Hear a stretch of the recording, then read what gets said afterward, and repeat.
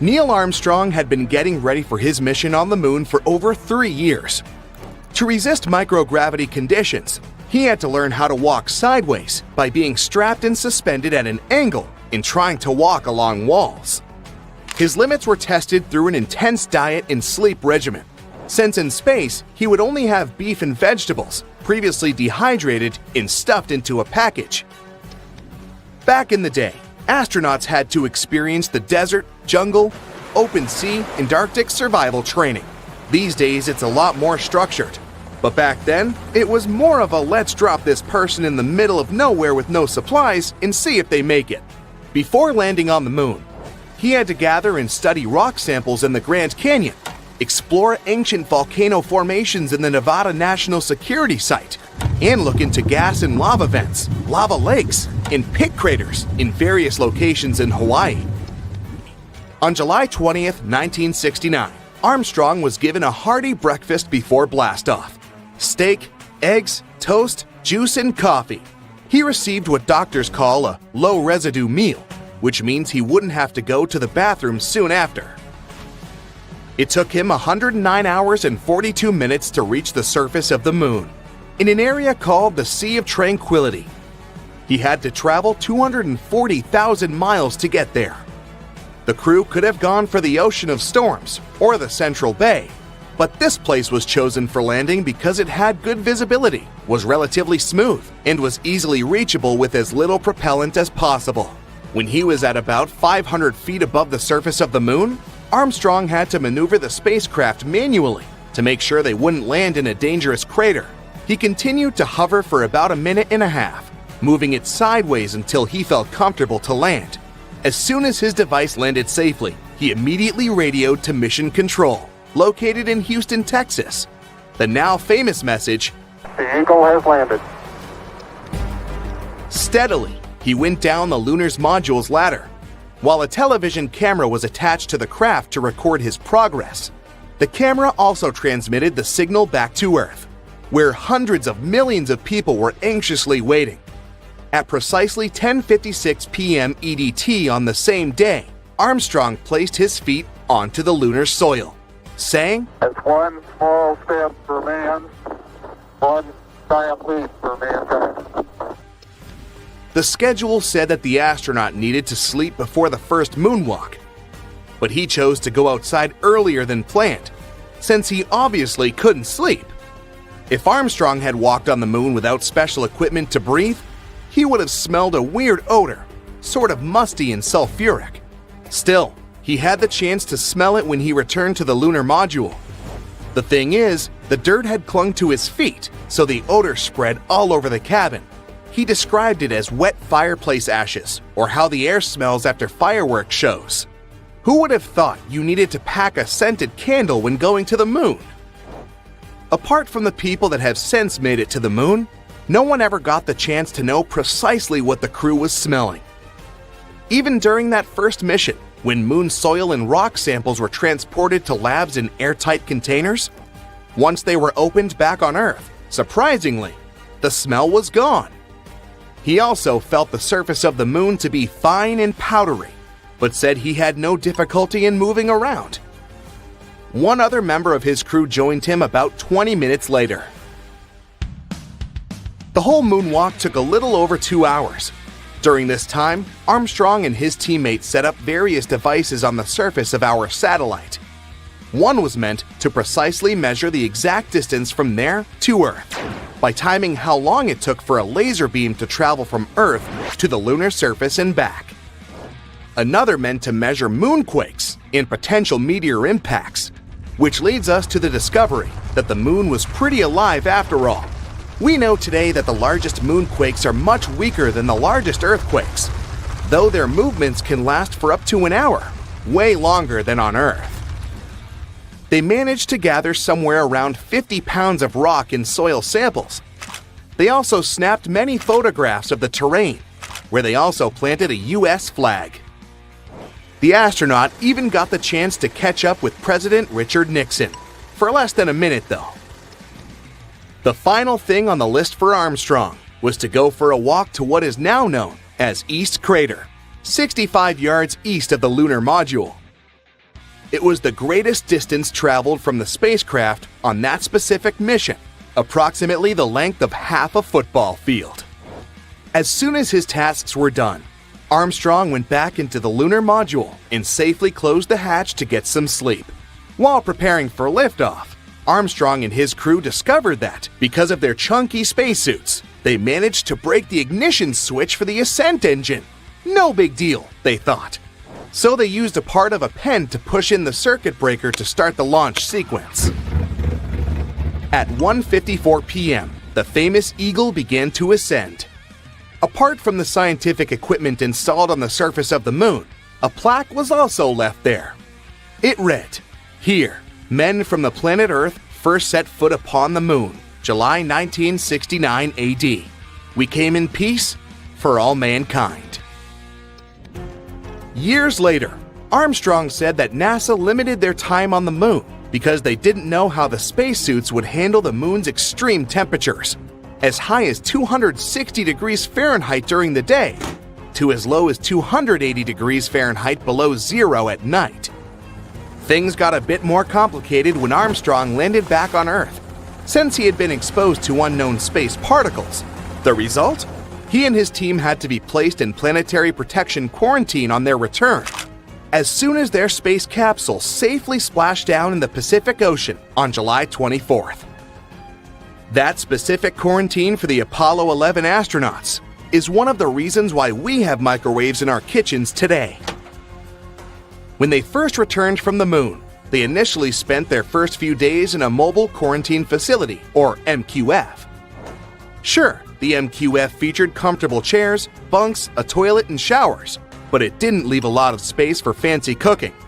Since there was no room for a standard oven or grill, and to also reduce the potential fires that might have occurred, NASA had to get creative. That's how the original countertop microwave oven was developed, to easily help astronauts get their meals without the hustle of a fully equipped kitchen. These days, you can see that first microwave in a museum in Oakland, California. After returning to Earth, Armstrong claimed he would never reach for the stars again. But he didn't stop exploring, though. Back in 1985, he joined a professional team of other greatest explorers to the North Pole. He was joined by mountaineer Edmund Hillary, aviator Steve Fawcett, and photographer Patrick Morrow, reaching the pole on April 6, 1985. Armstrong claimed he wanted to see what the Earth's icy pole looked like from the ground, since he had only seen it from the surface of the moon. The Apollo 11 mission was nevertheless unforgettable for Armstrong since. In 2015, the Smithsonian Institution uncovered that he had kept hidden a cloth bag full of small parts from the lunar module. It included his waist tether, some utility lights, and their brackets, an emergency wrench, and the optical sight that was mounted above Armstrong's window of the space module.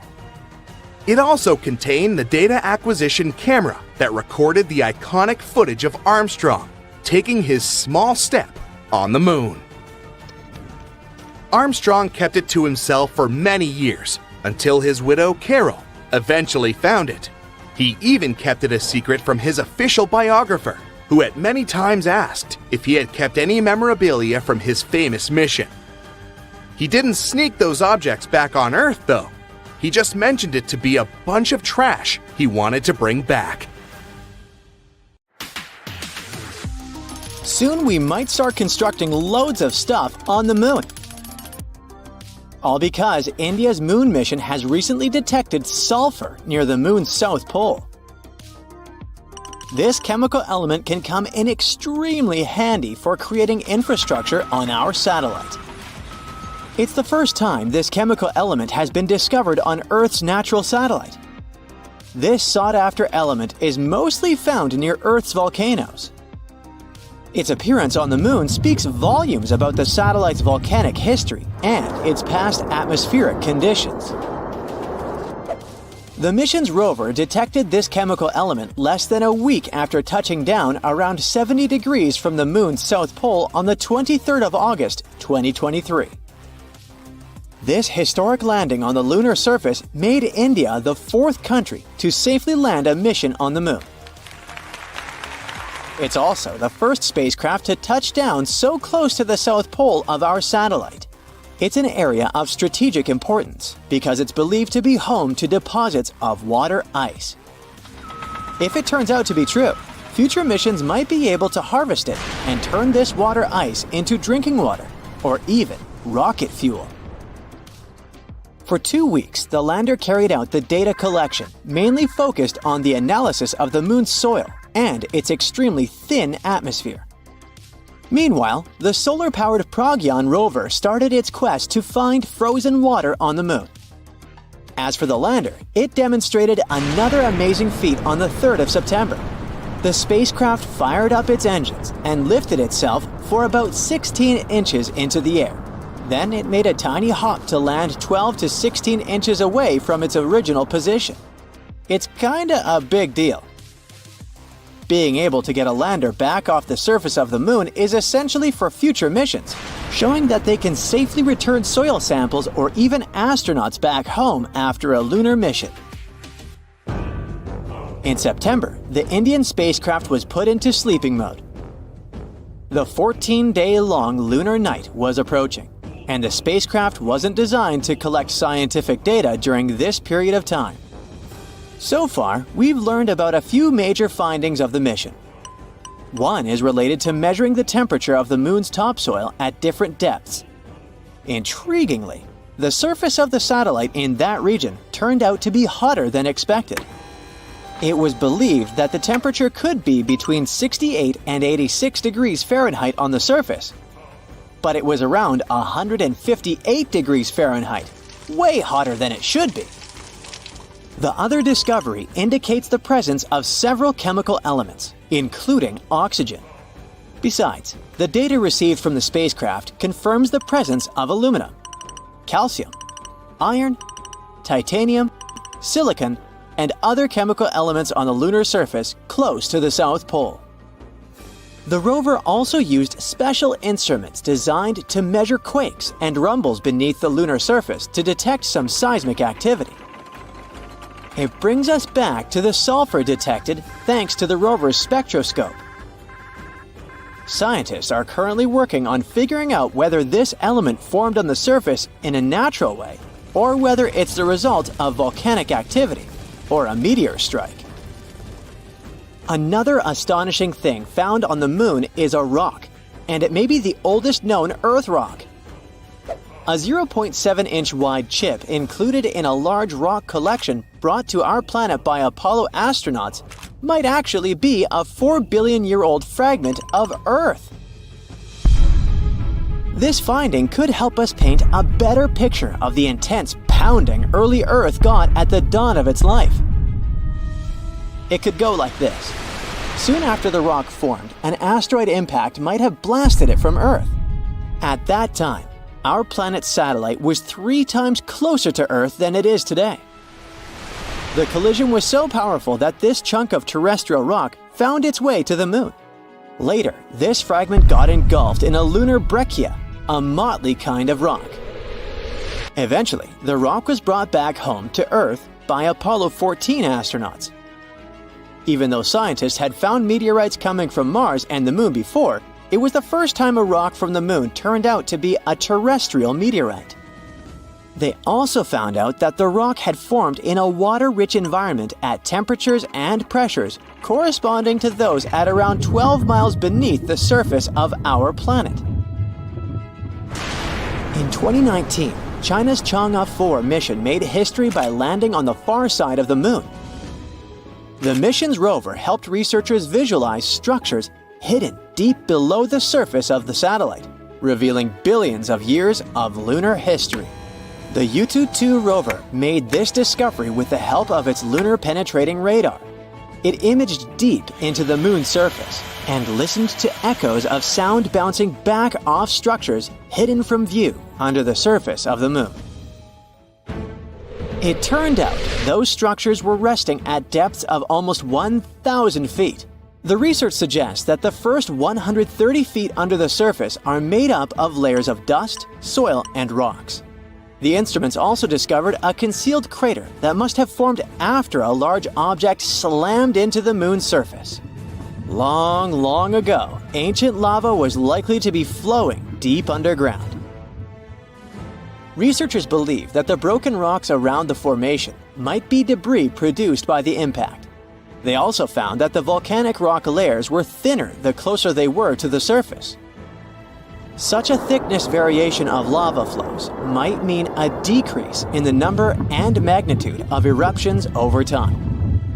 So, lunar volcanic activity gradually dwindled since the moon's formation around 4.5 billion years ago. On the far side of the moon, there is one of the largest and oldest impact craters in our solar system, the South Pole Aitken Basin. Unfortunately, from Earth, you can only see its outer rim, which looks like a huge chain of mountains. It's a ginormous 8-mile deep dent, stretching for more than 1,500 miles in diameter and covering 1/4 of the moon's surface. Astronomers are sure that this crater appeared when an asteroid collided with the moon around 4 billion years ago. And now, look at this gigantic chunk of metal the size of 4 states of Connecticut. As for its weight in pounds, it's enough to say that the number contains 18 zeros. This mysterious mass is hidden about 180 miles under the moon's surface, somewhere in the middle of the South Pole Aitken Basin. It was discovered when GRAIL, which stands for NASA's Gravity Recovery and Interior Laboratory Mission, gathered data about our natural satellite. When examining this information, scientists noticed that in one place on the moon's surface, there was a weird change in gravity. After researching this phenomenon, they concluded that something mysterious was weighing down the basin floor there. So far, researchers haven't figured out the origin of the bizarre lump, but there are several theories.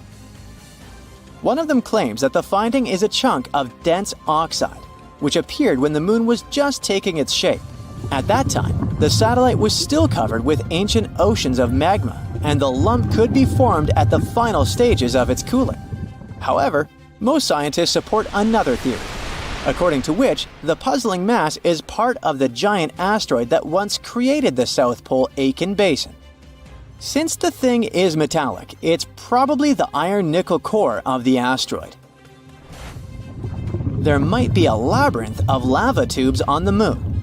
Not so long ago, astronomers received the results of underground topography and discovered a massive cave under the surface of Earth's satellite.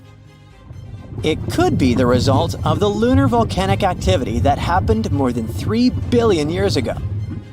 Streams of lava hardened, creating a thick, hard crust on the outside. But inside, it kept flowing, melting the rock and creating tunnels and caves. Numerous small pits in the moon's surface discovered by NASA seem to be the openings to such lava tubes. If this theory is confirmed, the underground tunnels might serve not only as a convenient location for human-crewed space missions, but also as much-needed water sources for astronauts. A sound from space? When up there in space, no one can hear you talk, laugh, or scream. Or at least that's how the saying goes. People can't hear anything in space due to its condition. Still, if you have the right conditions, like the hot gas that surrounds the black hole located at the center of Perseus, space can be quite noisy. That's the galaxy cluster 250 million light-years away from us. Researchers caught an actual sound of space, waves rippling through the plasma gas in Perseus.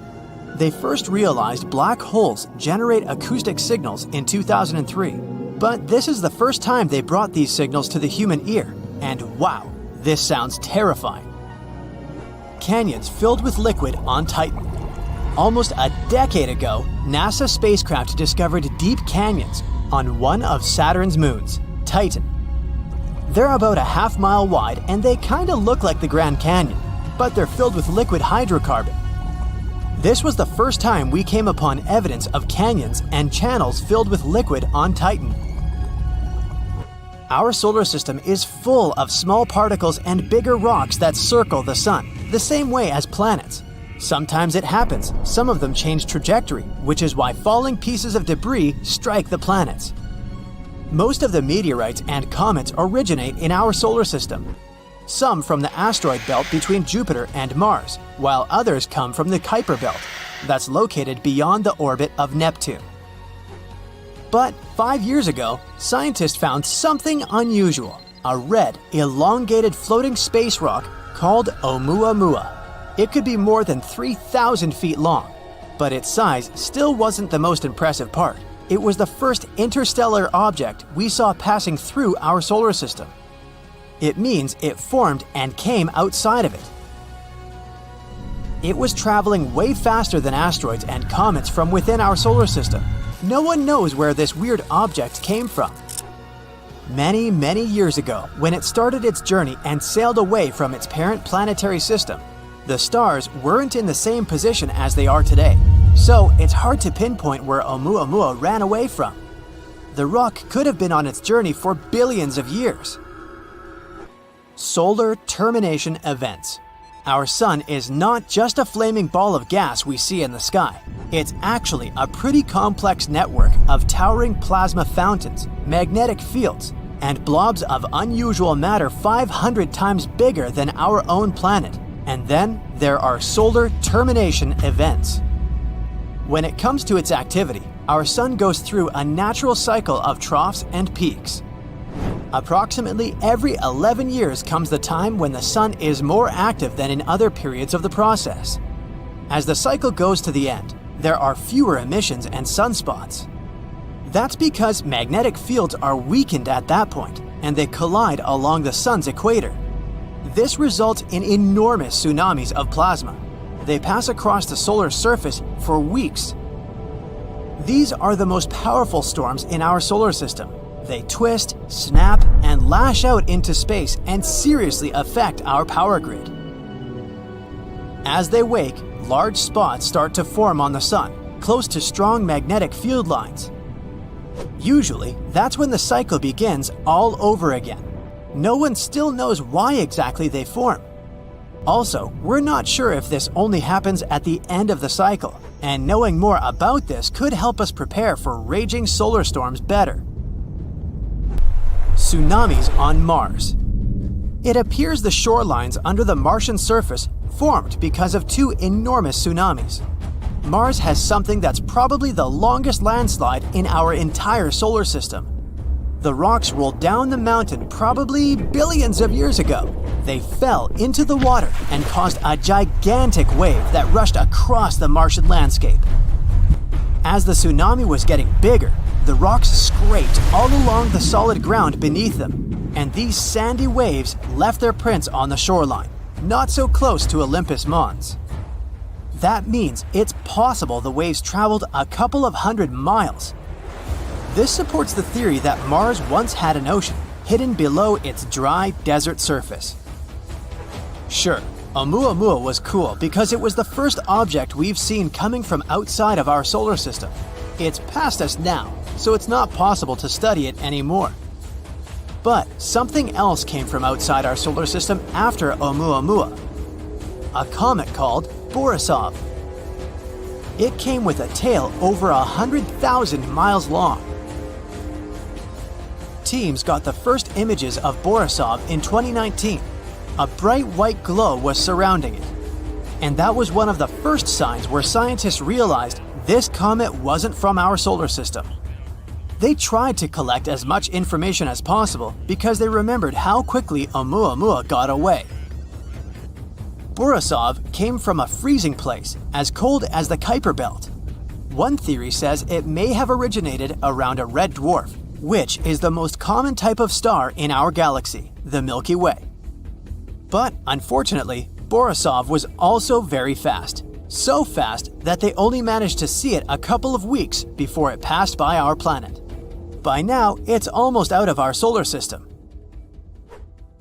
Finding new planets is always such a thrill, just like it was in 2017, when a group of researchers discovered Super Earth. It's an exoplanet, which means it orbits a star outside of our solar system. This one has a mass almost 3 times that of our planet, and it's only 21 light-years away. It orbits M dwarf star, and it manages to make a full circle in only 2 weeks. So that's how long the year is on this planet. It's closer to its star than Mercury is to our Sun. But M-dwarf stars are cooler than our Sun, so it's possible this planet still has water. Super-Earth is generally a term for planets that are lighter than ice giants such as Uranus and Neptune, yet more massive than Earth. They can be made of rock, gas, or even a combination of both. The one they discovered in 2017 is especially interesting because this type of planet can also hold some form of life. Leroy Chiao is an astronaut who commanded the International Space Station back in 2005. This one time, during his final spacewalk, some pretty unusual lights caught his eye. It looked like 5 lights flying near him. They were in the shape of a pyramid, since one light was a bit further ahead. Chiao immediately called one of the crew members who was also out there at the same time, taking a spacewalk. He asked his colleague if he saw the flying objects, but apparently he didn't. Researchers were intrigued by this story, so they examined satellite images to see if that was the thing Chiao saw. One of the options was that Chiao had seen fishing boats off the coast of South America. With bright lights, they wanted to attract squid. But since it was twilight time, the rotation of our planet may have made them appear to fly by. Neutron stars slamming into each other. After a massive star comes to its end in a strong supernova explosion, its core falls apart. Then it forms the densest form of matter we know about in the whole universe, called a neutron star. In only a couple of the first few seconds after a regular star begins transforming into a neutron star, the energy there is equal to the total amount of light all stars in the universe emit. At least the part we can observe, which is still a lot. It's hard to determine their real size, but picture it this way. The length of Manhattan with 1.5 times the mass of the Sun. If a star here were any denser, it would just collapse and form a black hole. Scientists captured 2 of these stars colliding a couple of years ago, and such impacts are extremely powerful. They create gravitational waves that lead to a ripple in space-time, but they produce heavy elements like platinum and gold. NASA has some incredible plans for the moon. For example, their next ambitious lunar program, Artemis II. They've set their sights on landing astronauts, including the first woman and the next man, on the moon by 2024. Artemis is all about building a sustainable presence on the moon. They're planning to establish a lunar gateway, a sort of space station in lunar orbit, which will serve as a jumping-off point for lunar landings. And let's not forget about the cool lunar landers. Scientists are developing the mighty Space Launch System rocket, which will launch the Orion spacecraft carrying astronauts towards the moon. Then there's the Human Landing System, a snazzy lunar lander that will gently touch down on the moon's surface, allowing astronauts to explore and conduct amazing scientific experiments. And NASA isn't going alone this time. They're teaming up with international partners, like the European Space Agency, to make this lunar dream a reality. But all these wonderful dreams might be ruined by something that seems super small and insignificant at first. Picture this: no atmosphere, no air to breathe, and suddenly, a mysterious haze and radiant beams of light appear at sunrise and sunset.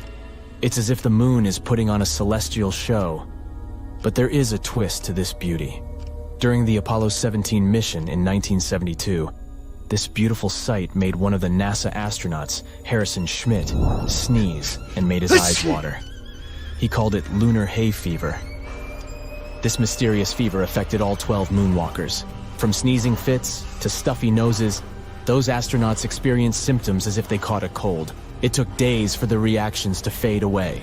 This event led to a discovery about lunar dust and its darker side. When scientists found out about these rays, they rolled up their sleeves and delved into their origins. And here's what they discovered. Those radiant bands of light were actually caused by sunlight sneaking through layers of teeny tiny lunar dust. The dust was composed of small particles and sharp glass shards and was lurking everywhere. And it turned out that this lunar dust was a sneaky villain. It brought a whole host of problems. Astronauts who found themselves with impaired vision were just the beginning. The troublemaker went even further. damaging precious machinery and causing electronic malfunctions. It even had the audacity to corrode components and smelled like burnt gunpowder inside the spacecraft. Yikes. It clings to everything, coating surfaces like a mischievous blanket. It can clog up equipment, get into delicate machinery, and even mess with astronauts' spacesuits. In 1972, things got really hairy again. The Apollo 17 astronauts faced a nightmare. After just 22 hours of gallivanting on the lunar surface, their spacesuits suffered irreparable damage. Yes, you heard that right. Irreparable. The dust diminished astronauts' mobility, making it harder for them to move around and perform their moonwalks with grace. And no matter how hard they tried to clean it off, it clung on for dear life, leaving the spacesuits in a sorry state. So, as you can see, it poses some serious challenges for future moon missions. But our intrepid scientists aren't giving up. To solve this problem, they have to understand how lunar dust forms and why it's so darn clingy. They found out that it all begins with meteorite impacts. When these space rocks crash into the moon, they generate a fine dust that fills the air. Sometimes these impacts even cause minerals to melt, forming sharp glass shards that mix with the dust. Talk about a moon makeover. The dust is also filled with silicate, a material commonly found on volcanic planets. Silicate inhalation can cause serious lung problems for Earth's miners, so you can imagine the trouble it can cause on the moon.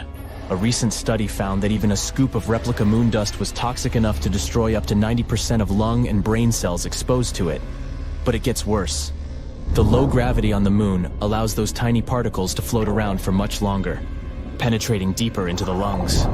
Imagine breathing particles 50 times smaller than a human hair for months. That's a recipe for trouble. And you see, on the moon's surface, things are a bit different than here. There are no rainstorms or strong gusts of wind to blow this dust away. There is also no atmosphere to protect the surface. So without the natural forces of wind and water erosion like we have on Earth, these dry particles stick around persistently. And to make matters more electrifying, the moon is constantly showered by radiation from the sun. This exposure gives the dust an electric charge. The solar winds create positively and negatively charged particles. The particles then buzz around, repelling each other and giving rise to those radiant bands of light that the Apollo 8 astronauts witnessed. It's like a disco party on the moon. ESA, the European Space Agency, has gathered a team of experts to study the lunar dust. They're working with simulated moon dust mined from a volcanic region in Germany to understand its behavior and effects. Engineers also need to find a way to protect future astronauts and equipment. Engineers in NASA want to create spacesuits that can survive not 1, not 10, but a whopping 100 extravehicular activities on the lunar surface. That's like spending 800 hours out there, exploring and having a blast. Besides that, NASA initiated the Breakthrough, Innovative, and Game-Changing Idea Challenge in 2021. It was open to clever university students from all over the world. These young minds put their thinking caps on and unleashed a wave of innovative solutions. For example, they proposed using special fibers that conduct electricity, inspired by fluffy chinchilla hair. Just like how chinchillas stay dust-free, these fibers would help keep the lunar dust at bay. A furry friend lending a helping paw, isn't that adorable? Another bright idea involved an electrically charged brush activated by UV radiation. It's like a magical wand that zaps away the dust with a flick. Abracadabra, lunar dust be gone. And let's not forget the fabric inspired by clever insects. These insects have pollen-collecting structures that repel unwanted dust. So our ingenious students thought, why not mimic that? They designed a fabric with similar properties, creating a shield against the sneaky lunar particles. What's remarkable about these ideas is that they all use the power of charge to fight the dust. They cleverly repel it from the spacesuits, keeping them clean and protected. And even though all these ideas sound pretty great, scientists in NASA unleashed another, even better solution: carbon nanotubes. It's a great way to revolutionize spacesuit fabric. What makes these carbon nanotubes so special? Well, they possess some amazing superpowers. First off, they're superconductive, meaning they can carry electricity like nobody's business. It's like having a lightning bolt trapped inside a microscopic tube. Not only that, but these carbon nanotubes are tougher than the toughest meteors. They have the strength to withstand the harsh lunar environment, where even a speck of dust can cause trouble. Imagine having a suit made of a material that's stronger than Superman's cape. So, NASA's scientists decided to weave these extraordinary carbon nanotubes into the spacesuit fabric. The electrodes were carefully integrated into the outer layer of the fabric, making it a force to be reckoned with. But how do they banish the lunar dust? Well, here comes electrifying science again. When activated by a special alternating current, the electrodes create powerful electric fields.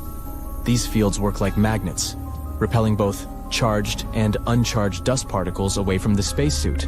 Picture this like a dance party, where the dust particles are the uninvited guests, and the electric fields are the bouncers, swiftly escorting them out. Thanks to this technology, lunar dust doesn't stand a chance against our astronauts. Also on the bright side, the lunar soil can be used to make bricks for shelters. It can also help extract oxygen for astronauts to survive on the moon for long periods of time. When life gives you lemons, make a lemonade, right? So, let's cheer on our NASA Dream Team as they embark on this epic lunar quest. Let's hope that they succeed in their findings, and the next moon mission won't be a big problem. Stay tuned. People stop their cars on the highway, get out of them, and lift their heads in wonder. In the cities, everyone takes to the streets. Balconies and rooftops of houses are full of people staring at the moon in shock. It's red. Some people scream that it's the end of the world. Some seek shelter.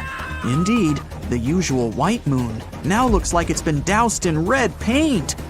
There's no need to be afraid if you see such a thing. On the contrary, enjoy the view, because you have witnessed a rare astronomical phenomenon. This is a total lunar eclipse. Here's the sun. It's in the center of our solar system. Mercury, Venus, and here's Earth and the moon. The Earth takes 365 days to orbit around the star. At the same time, the moon revolves around the Earth and completely orbits our planet in 27 days. The Earth creates a shadow zone, and sometimes the moon passes through it. The shadow is cone-shaped and gradually narrows. The moon is 238,000 miles away.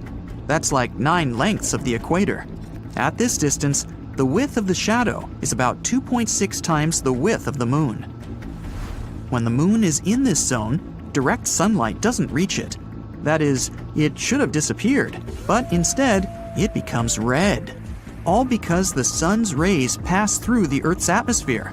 They scatter, and most of the blue light disappears.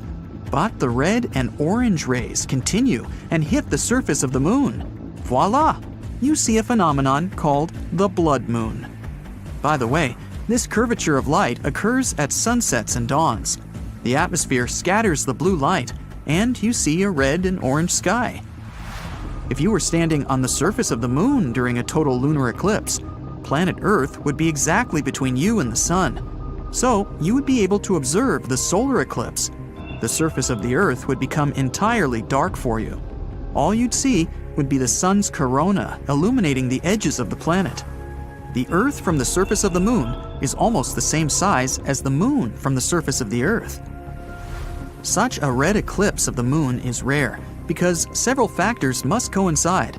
One of them is that the moon must be full. Usually, you can see 2 total lunar eclipses a year.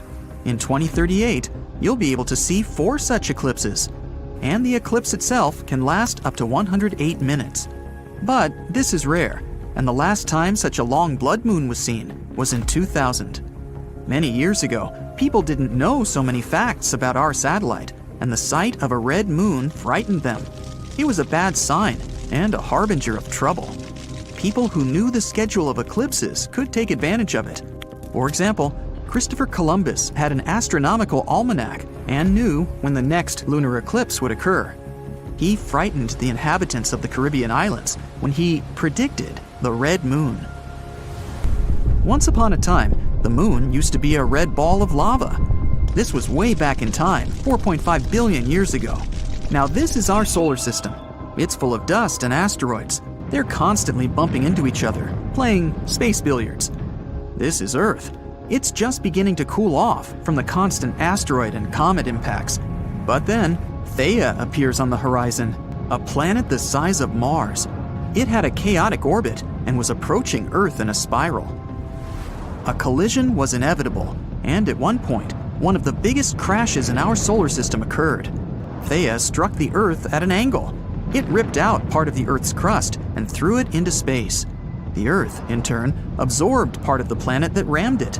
The debris from the collision circled the Earth for a long time. They were a kind of ring, almost like Saturn's. Debris in orbit collided and piled up around a common center of gravity. And that's how the Earth got the Moon. There's a theory that this collision helped give birth to life on our planet.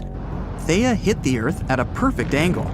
If the crash had been head-on, both planets would likely have been destroyed in a massive explosion. If the impact had been tangential, then there wouldn't have been enough debris in Earth's orbit to form the Moon. But we got the lucky ticket. The Moon stabilized the Earth's rotation. The collision shattered the planet's solid crust and allowed oceans to form. Remember, water is the basis of life. When the cores of Earth and Theia merged, we got a powerful magnetosphere. This protects all living organisms from solar radiation. The Moon, along with the Sun, controls the tides. Its gravity seems to draw water to it from the Earth's surface. The Sun does the same thing. That is, if we imagine the Earth as a ball of water, there would be two mountains, one on the Moon's side and one on the Sun's side. And as the Moon moves around the Earth, this mountain of water moves with it. If you were in the open ocean with a tape measure, you would see that the Moon is attracting water to itself by about 4 to 6 inches. The Moon is gravitationally locked with the Earth. That's why it's always turned to us with one side, like Mercury and the Sun. But the Moon doesn't stand still. It's gradually moving away from our planet, about 1.5 inches a year. Not quickly, but in about 600 million years, it will have shrunk in our sky so much that we won't be able to see lunar eclipses anymore. Do you see this crater? It's Tycho. It's visible during a full moon because of these bright rays that extend thousands of miles from its epicenter. This is the youngest crater on the Moon. Scientists say it appeared there due to a meteorite impact about 109 million years ago. At that time, dinosaurs were roaming the surface of our planet, and they may have seen the impact. It was most likely accompanied by a big explosion and looked like a salute in the night sky. Humanity loves to explore the Moon. We've sent a bunch of missions there. A total of 12 people have set foot on the surface of the Moon. The gravitational force there is 6 times less than on Earth. So, if the average person on our planet weighed about 180 pounds, on the surface of the Moon, the scales would only show 30 pounds, like the weight of an average dog. That's why the astronauts moved, jumped, and fell so strangely there. And you would be 6 times stronger on the surface of the Moon. Here on Earth, the average person could lift about 130 pounds, but on the Moon, you could raise a big motorcycle or a grizzly bear. The surface of the Moon is covered with regolith. This is the lunar dust that covers the solid ground. Such dust is good at preserving footprints. Here's the most famous footprint, which gave birth to many crazy theories. Here's the footprint, and here's the shoe that left it. But the shoe is completely flat. This is explained simply. The astronauts wore extra boots for walking on the lunar surface. They have exactly the kind of sole that left these marks. In addition to the footprints, we left many fascinating objects on the Moon. Several lunar rovers, a golf ball, flags, and human waste. There's also a lot of broken satellites and rocket parts. All in all, about 413,000 pounds of human-made objects are there. That's the weight of 3 passenger planes, or 31 adult elephants. In the future, we plan to resume missions to the Moon. New landers will explore the surface of our satellite to find natural resources there. It's also a great place to test new rovers. We're even going to build something like the International Space Station in the Moon's orbit, the Lunar Orbital Platform Gateway. It'll be a convenient platform for exploring our satellite and launching spacecraft into distant space. If you start from here, the spacecraft won't need to spend almost all its fuel to overcome the force of Earth's gravity. So, such a station would save fuel and money. Scientists hope that we'll be able to mine water from the Moon's surface. It's been proven that there's ice there, mostly at the bottom of craters where the sunlight doesn't reach. Perhaps we'll send a rover there that can drill down a few feet into the surface, searching for water. Humanity already has the technology to build a full-fledged colony there. It would take up to 3 days to get there. We just need to get enough solar panels and building materials to the moon. There's no atmosphere on the moon, so potential lunar inhabitants would be defenseless against solar radiation. We would have to build houses underground to provide protection. Modern 3D printers will help make construction easy and fast. However, food and water supplies can only be maintained by constant supplies from Earth. The same goes for oxygen. Each rocket launch costs millions of dollars, so for now, colonization of the moon is in question. The moon could also become an object for space tourism. Imagine a spaceship launches from Earth, 3 days on the road, and you're orbiting the moon. The lunar module undocks, and you land on the surface. You ride the rover, explore the craters, then return to the lander. The engines start, the lander returns you to orbit. You dock with the ship and return to Earth. Sounds like some pretty great plans for a week's vacation. Jupiter is the largest planet in the solar system. More than 1,300 Earths could fit inside this gas giant. It's also 2.5 times more massive than all the other planets of the solar system combined. But if you think this is mind-boggling, I've got some great news for you. Very recently, a team of astronomers have discovered a much bigger planet with the help of the Subaru telescope and the NASA Hubble Space Telescope. It's a Jupiter-like protoplanet orbiting a very young star, AB Aurigae. The star is probably still forming and is no more than 5 million years old. For comparison, our Sun is 4.6 billion years old. The young star is located at around 531 light-years away from Earth in the constellation of Aurigae. The star is shrouded in a thick, quickly moving layer of gas and dust. This disk feeds the growth of the star. Later, what's left of the disk will come together to form the elements of the planetary system. Planets, dwarf planets, comets, asteroids, you name it. But back to the newly discovered planet. It's a gas giant whose mass equals that of 9 Jupiters. Can you imagine this colossus? It takes the planet, named AB Aurigae B, almost 588 Earth years to complete just one journey around its parent star. Maybe because it's 93.9 AU, astronomical units, away from it. Now, why is the discovery of this planet so amazing? Because according to astronomers, it's been forming in a very bizarre way. Or should I say, is forming, since this gas giant is still in the process. Anyway, the unusual thing is that AB Aurigae B is coming together as a result of a top-down gravitational collapse of giant clouds of gas. But scientists say that a much more common model of planetary formation is when dust and rocks gradually accumulate around some kind of core. This proves the idea that there are numerous ways for planets to form. It can also mean that there probably are very diverse planetary systems in our home Milky Way galaxy. But AB Aurigae B isn't the largest exoplanet ever discovered. In 2005, astronomers spotted a mysterious space body. Later, they called it GQ Lupi b.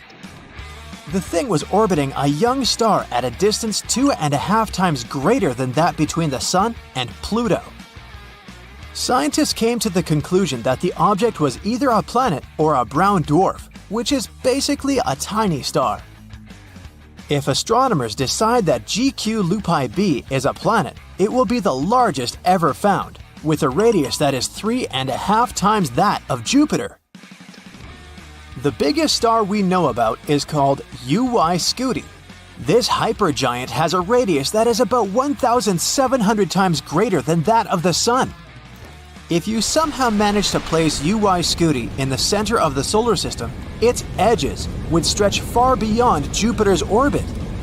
As for the dust and gas streaming from the star, all this would extend beyond the orbit of Pluto.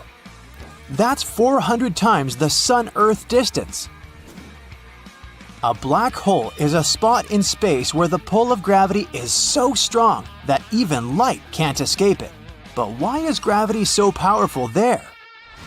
because matter is squeezed into a teeny tiny space. Supermassive black holes, which can be many millions of times the mass of the Sun, tend to lurk in the centers of galaxies. The most massive black hole astronomers have discovered so far is TUN 618. Its mass is equal to that of 66 billion suns. It was the year 2010. With the help of the Fermi telescope, astronomers spotted something ginormous, something entering the Milky Way. Their discovery looked like massive blobs of matter that could only be observed in particular wavelengths of light. They were also about 25,000 light-years tall. Scientists think that the blobs, called Fermi bubbles, could be produced by our galaxy's central black hole. Space seems to be extremely deserted, but some places are even emptier than the rest, like Supervoid in Eridanus. Astronomers noticed this huge region of empty space in 2004. The area stretches 1.8 billion light-years across. It's mysteriously devoid of gas, dust, stars, and even dark matter. A nebula is a massive cloud of gas and dust floating in space. Some nebulae form when a star is nearing the end of its life and throws out loads of gas and dust. Others appear in regions where new stars are forming. The largest nebula we know about is the Tarantula Nebula. In its longest span, it measures over 1,800 light-years. This nebula, also known as 30 Doradus, is located around 170,000 light-years away from Earth. Unlike its namesake, the tarantula isn't dangerous. Quite the opposite. It's a stellar nursery, which means it's a region where tons of young stars are born. Even cooler, it's the most active star-forming area in our entire galactic neighborhood. In 2021, the biggest ever comet we know about entered our solar system. It was 85 miles across, and its icy nucleus was 50 times greater than the nucleus of the previous record breaker. The intruder's mass was a whopping 100,000 times bigger than that of the average comet.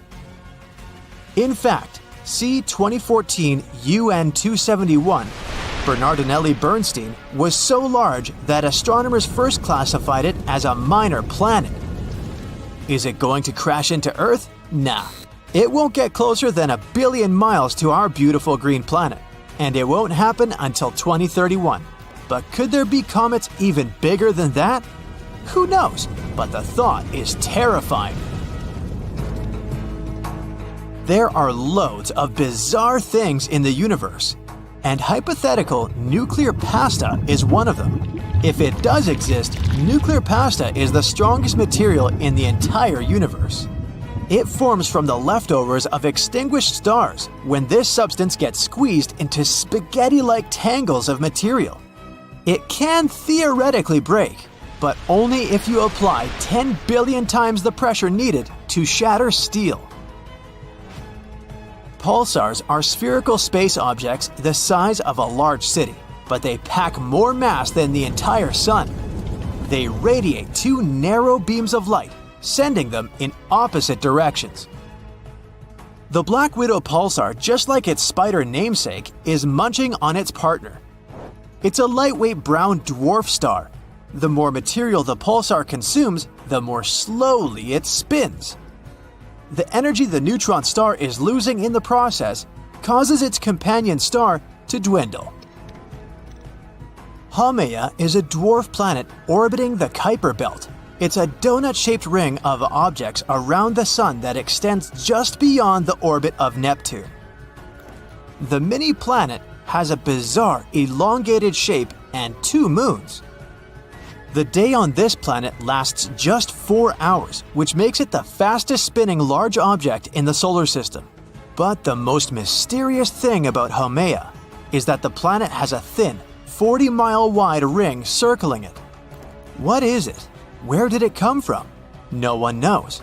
Could be the result of a collision that happened in the distant past.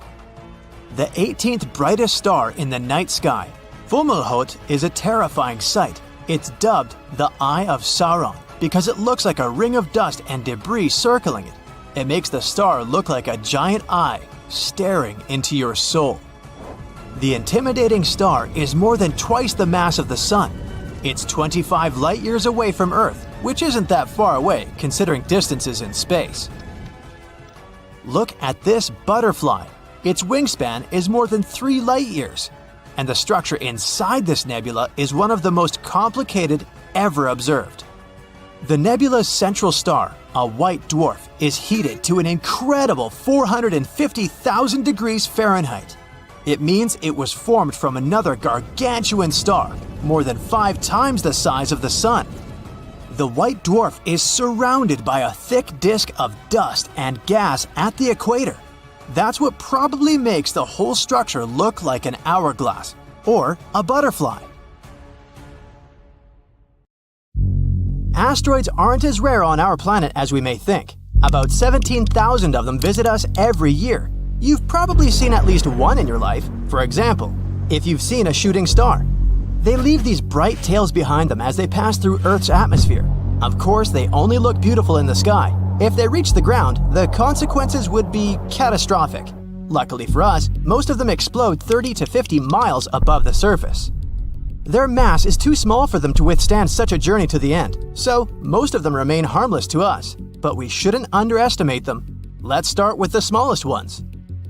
1 to 3 foot high asteroids are about the size of a person. They're too small to cause any real damage. Most often they explode in the atmosphere without even reaching its lower layers. But at the same time, they splash up tons of energy over the surface every time. 13 to 15 foot asteroids, the height of giraffes and mammoths. These larger meteorites come to us less often, once a year and a half. Like the previous ones, they, fortunately, don't pose a serious threat, but they splash out much more energy. 30 feet, the height of a 3 to 4 story building. They visit us once every 10 years, and now we're talking seriously. It throws out a wave that could demolish an entire city. I think you understand how catastrophic the consequences would be if this asteroid touched Earth. 65 feet, multi-story building.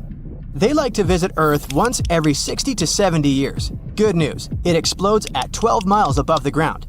Its released energy could destroy an entire region if it touched the ground. Bad news, such an asteroid has already visited us recently, and the consequences were pretty rough. It all happened in a city called Chelyabinsk. On February 15, 2013, at about 9:20 a.m. local time, the giant slowed down in the Earth's atmosphere and then broke up into small pieces at 14.5 miles above the Earth. These pieces then flew in different directions. It shattered the windows all over the city and damaged many buildings, including people's houses, schools, and others. It took a while to repair everything, and the scale of this destruction was quite serious. As a result, there were 1,615 injured. But fortunately, no casualties. At least we're safe for the time being. The next such asteroid may come to us only in the 2070s or 80s, and no one knows where exactly it wants to land. Now let's move on. 300 feet. This is the height of the Statue of Liberty together with the pedestal. Such a giant can be seen every 4,500 years, and this is the first asteroid on our list that may literally crash into Earth. The consequences are disastrous. Not only may it demolish an entire city, but it can also set fire to neighboring areas. Well, some people even witnessed such a meteorite land on our planet. The notorious Tunguska meteorite is the biggest asteroid disaster that people have ever seen. It all happened on June 30th, 1908 in eastern Siberia. The meteorite was bright, like a second sun, and people felt the heat wave when it just approached the Earth.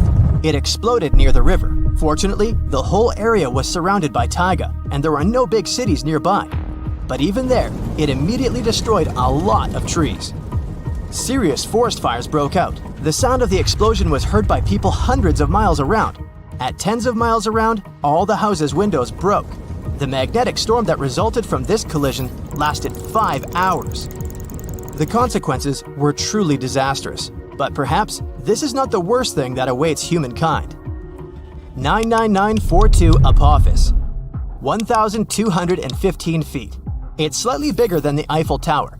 This meteorite, as scientists discovered in 2013, will be our next guest.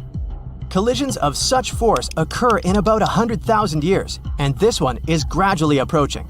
The force of such an explosion is equal to the force of the catastrophic eruption of the Krakatoa volcano in 1883. This eruption is considered one of the most destructive in history. It caused a terrible tsunami.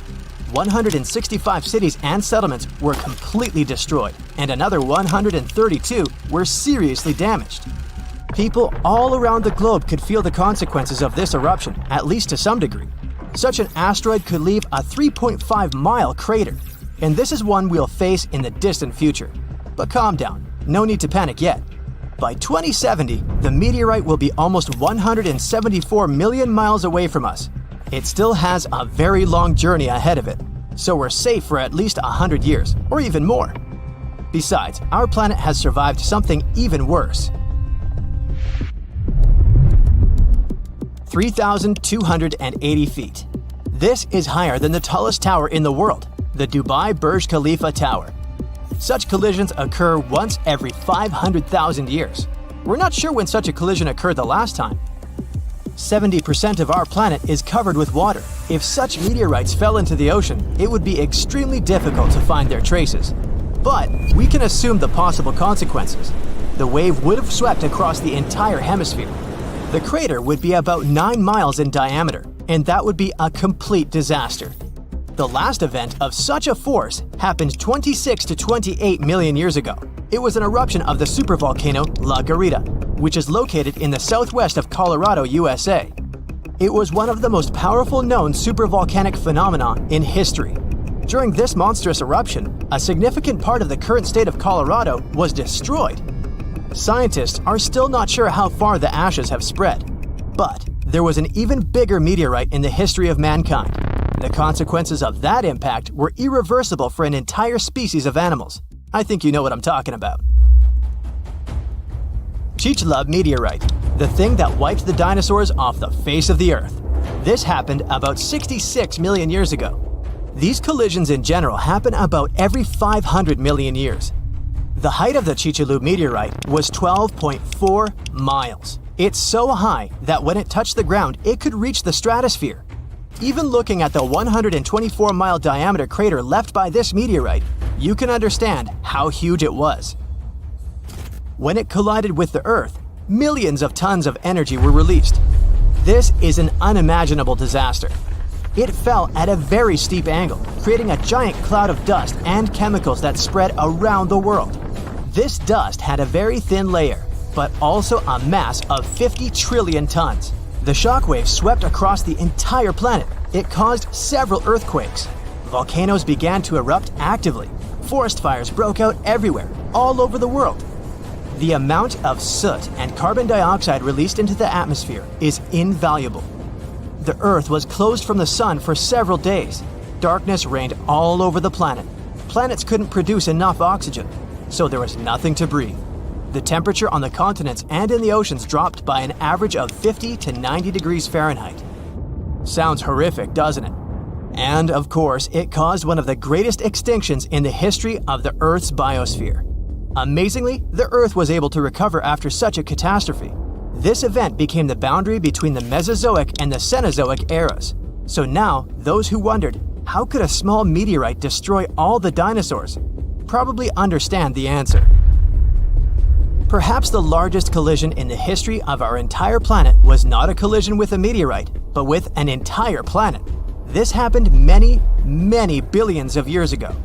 Theia, as this hypothetical dwarf planet was called, crashed into our Earth, releasing an incommensurable amount of energy, just quadrillions of fuel. The Earth then instantly turned into a giant fire, and it was this collision that led to the creation of the Moon. All that sounds terrifying, I know, so let's just hope that you and I will never see anything like this.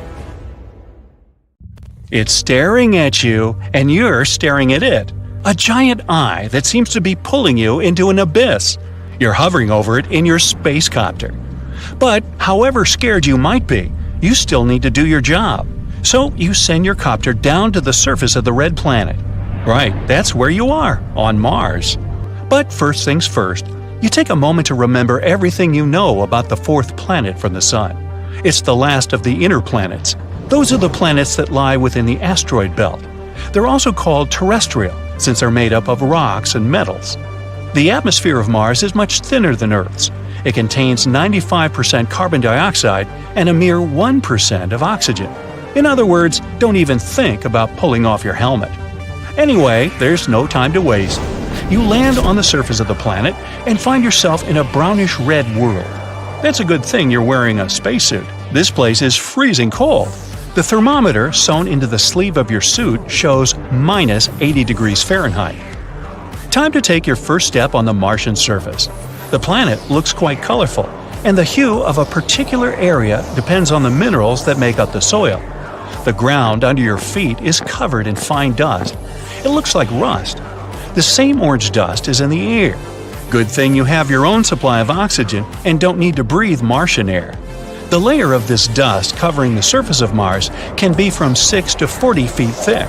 You hope you'll avoid getting swallowed by some Martian quicksand. You start walking, feeling very light. Mars is just 15% of our planet's volume and a mere 11% of Earth's mass. It means that gravity here is much weaker. Its pull is 38% as strong as the pull of gravity on the surface of Earth. You jump up and down and then try to run several hundred feet. You haven't even broken a sweat. What makes it harder for you to explore the place on foot is that the planet's surface is rocky, covered with craters and volcanoes, old dry lake beds, and canyons. You see something huge towering on the horizon, but you try to suppress your curiosity. You'll have enough time to figure out what it is later. Suddenly, a massive cloud appears in the distance. It looks as if a huge herd of horses is approaching you. In reality, you better get back into your copter and fly away as fast as you can. That's one of Mars's infamous dust storms. They mostly occur during the summer in the southern hemisphere of the red planet. They can sometimes cover the entire planet, and you see the largest ones from Earth. You hop into your copter and set a course for the eye that scared you so much. Winding channels that look like veins run through the eyeball. But the closer you get, the less it looks like an actual eye. Soon you realize it's a crater. It's giant, almost 19 miles across. Around the crater, which looks as if it has a pupil, there are other even bigger craters. They likely formed billions of years ago. That's when Mars had to withstand multiple attacks of space rocks. But why is the eye crater darker than the surrounding landscape? Scientists think that once there was Martian water in the enormous pit. Remember those channels? They were likely carrying that water. And since the crater was filled with water, it stopped some substances and minerals from eroding away. Now, remember that towering something on the horizon? It's time to go and explore it. When you come close, you realize it's the largest shield volcano in the entire solar system, Olympus Mons. It's more than 370 miles in diameter, which is almost the same size as the state of Arizona. You tilt your head. Wow! The mountain is 16 miles high. It's also rimmed by 4-mile-high cliffs. To picture the sheer size of the volcano, let's make some comparisons. The largest volcano on Earth is Mauna Loa, towering around 2.5 miles above sea level and stretching 75 miles across. Sounds impressive. But the volume of Olympus Mons is around 100 times larger than that of Mauna Loa. The Martian giant could swallow the whole chain of Hawaiian Islands from Kauai to Hawaii. But why is this volcano so large? It might be the result of lower surface gravity and higher eruption rates. Or the reason might be the red planet's crust, which is very different from Earth's. It's static. You see, on our planet, the crust is made of 15 to 20 moving tectonic plates. As plates move over hot spots producing lava, new volcanoes form, and the already existing ones become extinct. That's why lava can get to the surface through many vents. But on Mars, the crust isn't broken into the same tectonic plates as on Earth, and the lava has nothing to do but pile in one very, very large volcano. So, how about getting closer to the enormous mountain? But once you step out of your copter on Martian soil, the ground under your feet starts shaking. Well, that's a Marsquake. But how can it happen if Mars doesn't have any actively shifting tectonic plates? Specialists from NASA are sure Mars quakes occur when energy inside the planet gets suddenly released. It leads to rock fractures and cracks in the planet's crust. Another powerful jolt, and one of such cracks opens right next to you. You fall to the ground, afraid to move, but soon everything calms down. You wait for a couple of minutes, just to be sure, and get up. Oh look! Here's a perfect opportunity to explore the insides of the red planet. The crack is large enough to send a special research robot. The planet's crust is thin and consists of volcanic basalt rock. The mantle that surrounds the core of the planet is made up of thick silicates, oxygen, and some minerals. You can probably compare it with soft, rocky toothpaste. Mars's mantle is also much thinner than Earth's. It's just 800 to 1100 miles thick. As for the planet's core, it's made mostly of iron, nickel, and sulfur and is between 900 and 1200 miles wide.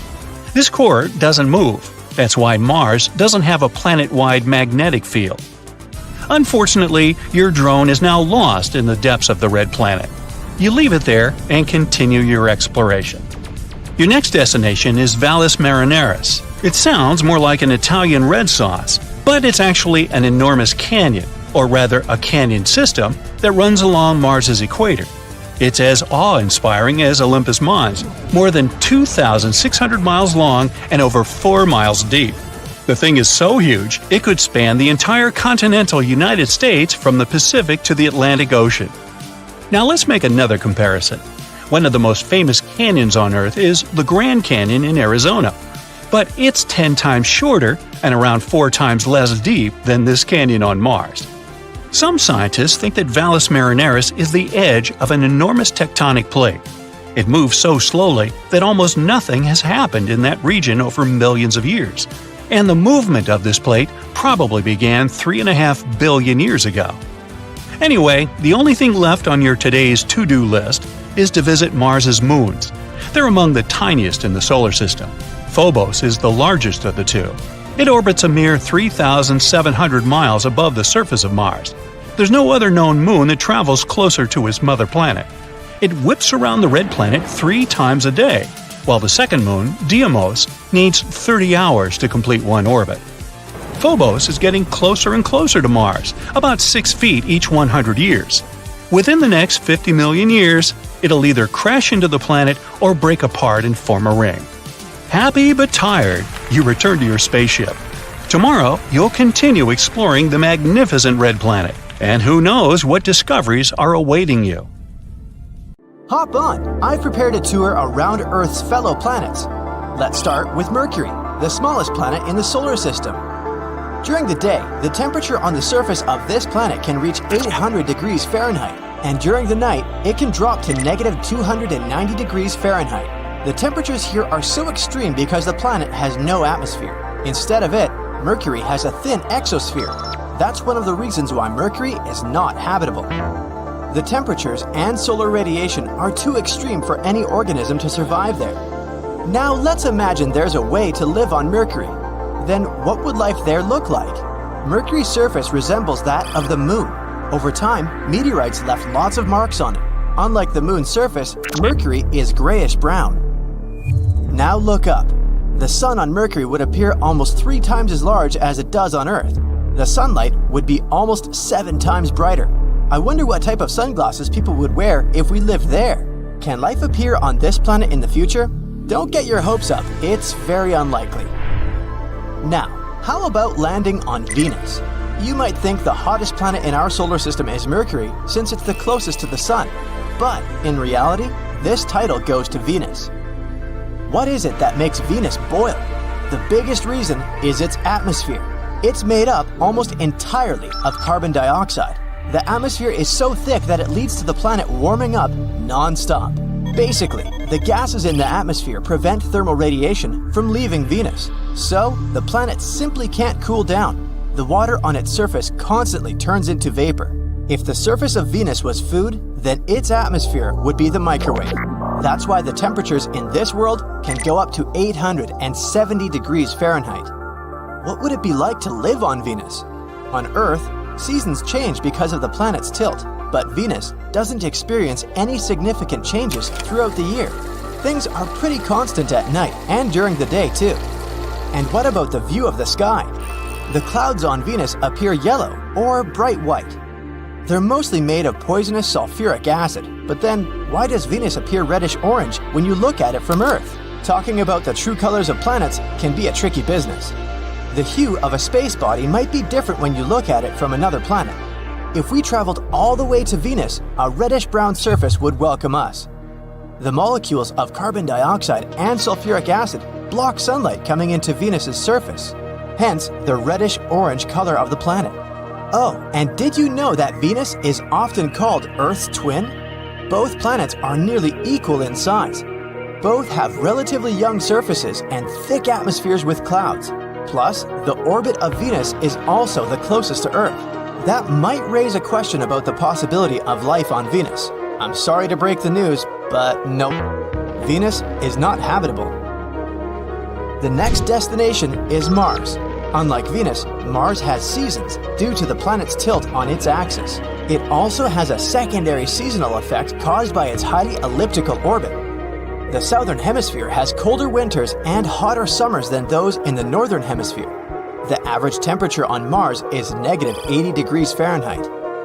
But temperatures can also range from the poles to the equator, and they can change very dramatically within a single week. Still, not that bad compared to the previous two planets, huh? Is Mars habitable? The number one thing a living organism should worry about here is space radiation. Earth has a magnetic field and a thick atmosphere to protect its surface from radiation. Mars has neither. The planet's gravity is 1/3 of Earth's. So, weaker gravity and a thinner atmosphere make it harder for any living being to survive on the red planet. In 2013, NASA reported an ancient freshwater lake that could have been a hospitable environment for microbial life. This is evidence now that liquid water once flowed on Mars. This confirmation suggests that Mars could have had the necessary environment to support life. But what happened to the water on Mars? The most popular explanation is that the planet's atmosphere became too thin and cold to keep liquid water on Mars's surface. The disappearance of water might also be related to the loss of early magnetic fields. Or the reason might be the red planet's size. Mars is probably too small to keep water. So, for now, Mars is not habitable. But, scientists keep sending missions to Mars. Maybe they'll find some new information. Let's wait and see. Now, Jupiter. Have you ever wondered what it might be like to live on the biggest planet in our solar system? Jupiter's environment is an unlikely place to support life. The temperatures on this planet and its composition are too extreme for any organisms to appear there. Jupiter has layers of gas, mostly hydrogen and helium.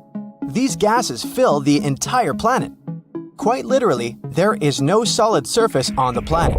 Gases go all the way to the core, below the surface. They become liquid and turn into plasma because the atmospheric pressure there is way more intense than any place on Earth. To put it into perspective, an organism on Jupiter has to resist 1,000 times more atmospheric pressure than it would on Earth. Can a living being survive in such conditions? Unlikely. Jupiter is completely uninhabitable. But hey, have you heard that its moon Europa might be a possible habitable zone? Change of scenery. Saturn. It's the second largest planet in our solar system. Like Jupiter, Saturn is a gas giant ball mainly consisting of hydrogen and helium. What about temperatures on Saturn? It's freezing. Plus, there are extremely powerful winds there. The winds in Saturn's upper atmosphere reach the speed of 1,600 feet per second. Let's compare them to storms on Earth to have a better understanding. The strongest hurricane ever recorded on Earth was moving at 350 feet per second. So the answer to the question, is there life on Saturn? Seems pretty obvious. Life, as we understand it, doesn't exist there. The next stop is Uranus, one of the largest ice giants. Uranus's atmosphere is dominated by ice, but it's not the only reason that causes the planet's blue color. It's also the methane in the atmosphere. It absorbs red light and reflects blue. The same goes for Neptune. Uranus is the coldest planet in the solar system. the temperatures there can be as low as negative 371 degrees Fahrenheit. Life on Earth needs sunlight to get energy, but there's nothing on Uranus that can produce any energy for life forms to thrive. The bottom line is Uranus doesn't have the environment to sustain life. Heading for Neptune, the second ice giant. What is there on the planet furthest from the Sun? Obviously, it's incredibly chilly. There's neither a source of energy that bacterial life can exploit, nor a source of liquid water. Currently, scientists believe it's unlikely to find life on Neptune because of such unfriendly conditions. So, what makes our planet so livable? And I'm not just talking about human life, I mean any living organisms, even microbes. Life requires very special conditions to exist. All living beings need some sort of food, water, and the right temperature to develop. The atmosphere is a vital element. Humans, for instance, need oxygen to breathe, and they can only survive in temperatures that aren't extremely hot or cold. Another thing is gravity. All the other planets I've mentioned don't have exactly the same conditions as Earth. Life there would probably be different than what we have here. All living beings on Earth have adapted to our atmosphere, and life forms elsewhere would need to be able to survive in that planet's conditions. Have you ever seen the other side of the moon? Ah, I caught you. Of course not. But maybe you've seen it in photos. In that case, have you ever wondered why the two sides look so different? Well, let me tell you. We can't see the other side of the moon. People believe this is because the moon doesn't rotate around its axis. But this is not true. The moon does rotate. It just does it at the same rate as its orbital motion. This is a particular case of tidal locking called synchronous rotation. The first time we ever saw a far side was only in 1959, all thanks to the Soviet Luna missions and later the US Apollo program. Now, when Luna 3 and other spacecraft transmitted the first far-side images, they revealed a far more cratered hemisphere that looked more like Mercury or Jupiter's moon Callisto. It looked completely different from what we were used to, and that's when we learned how meh the other side is. No, seriously, just look at it. The near side can boast its thinner and smoother crust. These beautiful dark splotches are called lunar mare, the last remnants of ancient lava flows. And when I say ancient, I mean it. They're more than 3 billion years old. Meanwhile, the far side crust is thicker and crater-pocked. The lava flows had almost no effect on these impact craters. It's also devoid of any large-scale mare. Low-key looks like dried white cheese. To be honest, don't you agree that the nearby side is much more beautiful? Write your thoughts in the comments. So, only 50 years ago, we learned something about the apparent differences. But then the scientists discovered something weird. Both sides are different, even in the geochemical composition. And not only in this, our side was thinner than the far side by several miles. But where did such significant differences come from on an ordinary floating stone ball? For scientists, this was a mystery. They started coming up with a lot of theories. The melted moon theory was the main one for a while. It said that it was the Earth's fault that our moon looks like this. This happened several billion years ago. The moon was born because of a collision. One day, an object about the size of Mars crashed into the Earth.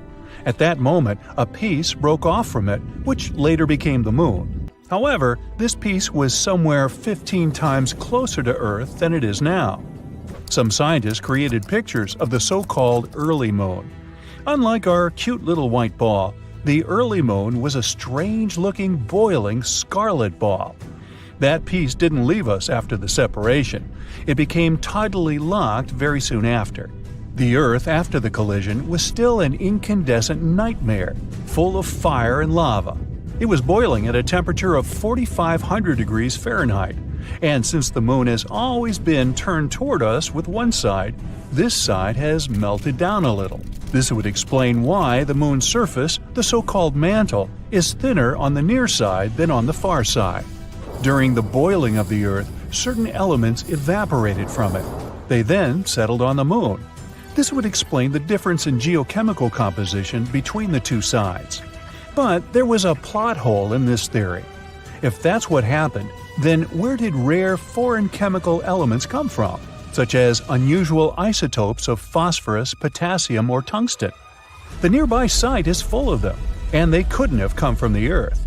There were also other theories. Another one said that initially we had two teeny-tiny moons. Later they merged into a big one, hence the difference in their composition. But this theory sounds a bit crazy, and it has a plot hole too. For example, the transition between the two sides is way too soft. If our moon was actually two tiny moons, this transition would be more abrupt. So scientists were kind of at a loss on this one. But recently, they finally figured out what really happened to the moon, all thanks to NASA's Grail orbiters. They spent over a year whizzing around the moon, mapping it out, and studying its composition. Using this data, scientists have created around 360 computer simulations. They contain different impacting objects of many sizes traveling at different speeds. Scientists were comparing the results with our current moon. They tried to determine which result was the closest to what we have today. And so, they finally solved this 50-year-old mystery. The answer lies in a collision with a dwarf planet. This collision occurred 4.3 billion years ago. This huge object was slightly larger than Ceres. For those who don't know, Ceres is one of the dwarf planets of our solar system. Its diameter is 580 miles. You could say that one France or one Germany would fit into it. So, this giant object crashed into the moon, somewhere near the South Pole. This collision was so strong that it changed the image of the moon forever. It left a trail of 3,500 miles behind.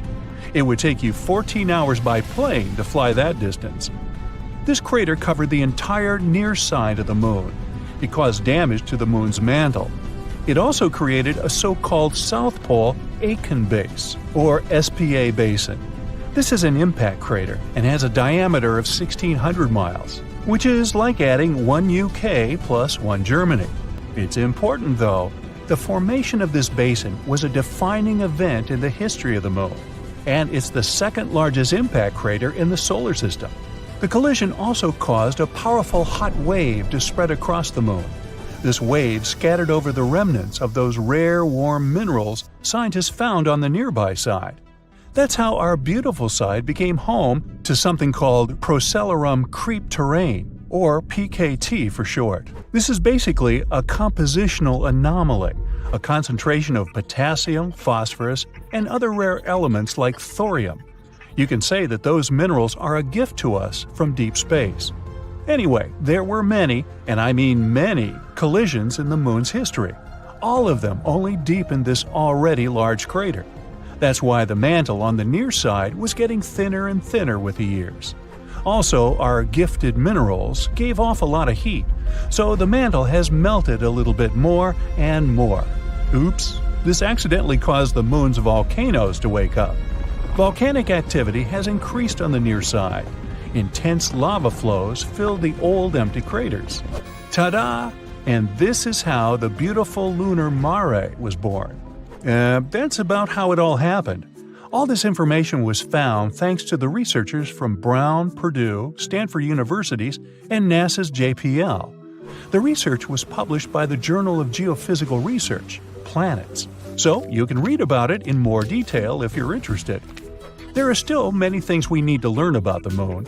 The highest priority is the return mission from the South Pole, the Aitken Basin. Samples brought from there will be used to determine the age of the moon, its history, and the nature of the crust and mantle more accurately. Another critical target is the Moscoviense. This is the name of a large lava plain on the far side of the moon. Studying it will help us better understand the difference between the two sides, as well as tell us how the other side was formed.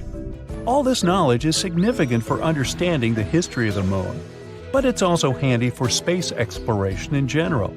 Scientists use the moon as a reference point to determine the age of other planets and entire worlds in space.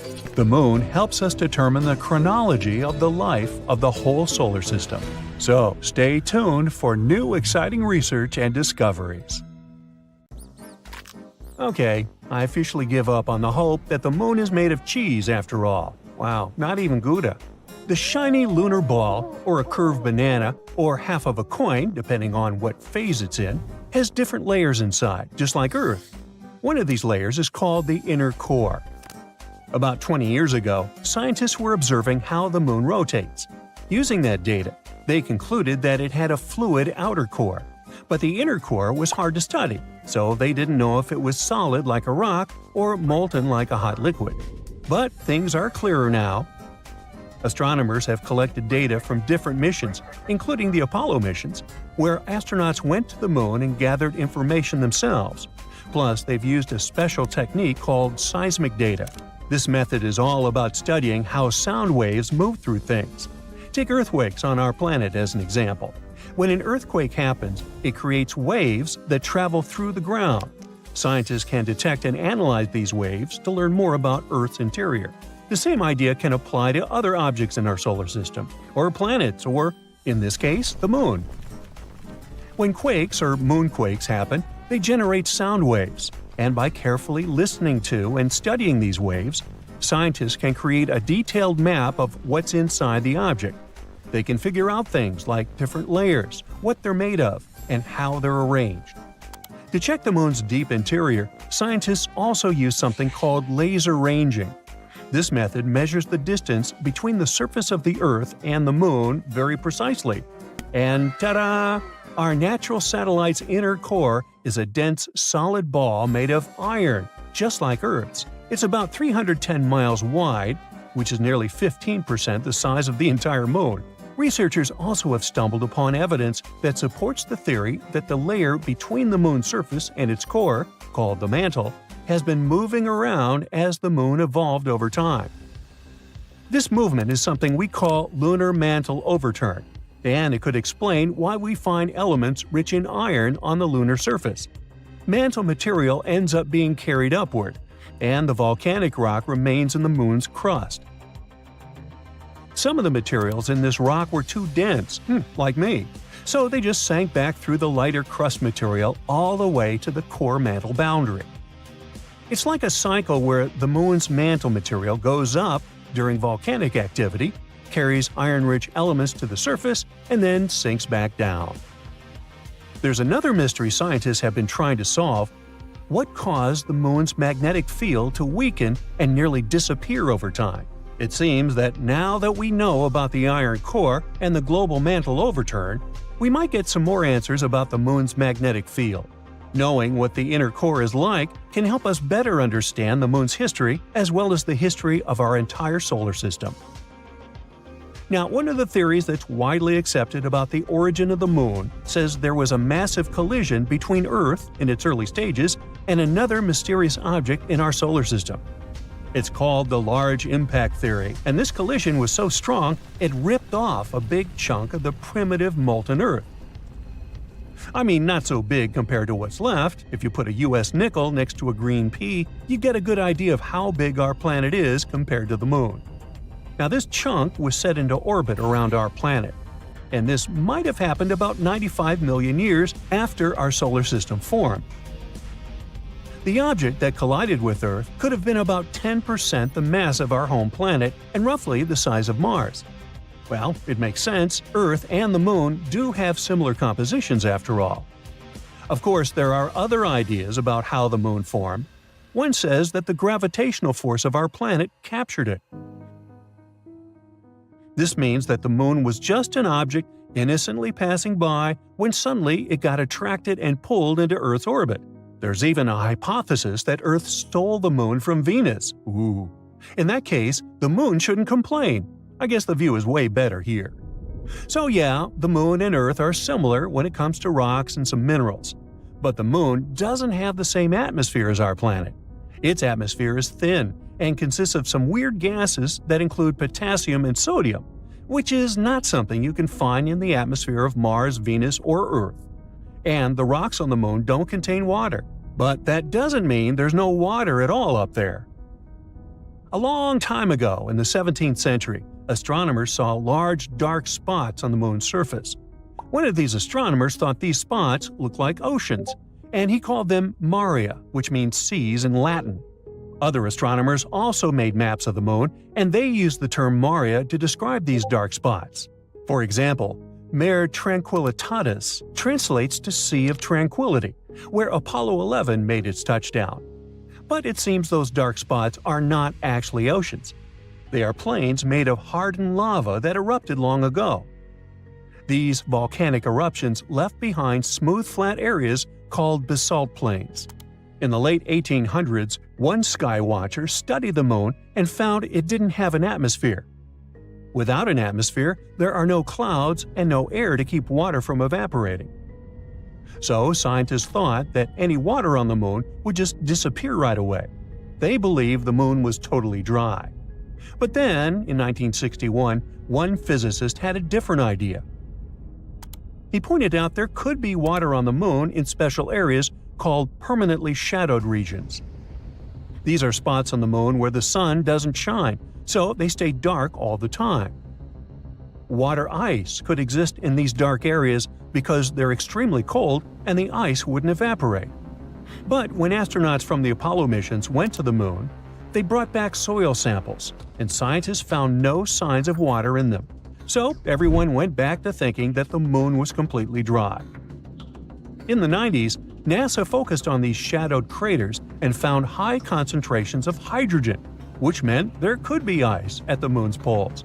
They still weren't certain, so they kept digging and, after a while, found hydrogen trapped inside tiny beads of volcanic glass. Since there are no active volcanoes on the moon today, which means water probably was present on the moon when these volcanoes erupted long ago. Plus, there could be way more water back in the early days of our moon. In 2020, NASA's SOFIA mission showed us what we'd been looking for a really long time. There is water on the moon after all. It turns out the water is hidden within the grains of lunar dust or sticking to the surface in the sunlit areas of the moon. So there are no oceans like we have on Earth, but at least there's something. The question remains, how did water even get there? It seems the moon had a chaotic history back at the time when it was forming, as probably most of the planets and moons in our solar system. So there is some evidence that water came there from comets hitting its surface back in the old days, or maybe even keeps on coming from those that are slamming into the moon right now. We're talking about a chaotic situation where icy micrometeorites collide with the moon's surface, and dust then makes an even bigger mess when interacting with the solar wind. But we're waiting to find out more about this. Because, as we all know, when you mention water, you also inevitably talk about life. That's why we want to know more, for instance, about all that ice hidden in polar craters on the moon. Maybe it can teach us more about how life developed on Earth. Maybe comets brought all the necessary elements here. Then, what if there are some of those elements stuck in the ice on the moon, too?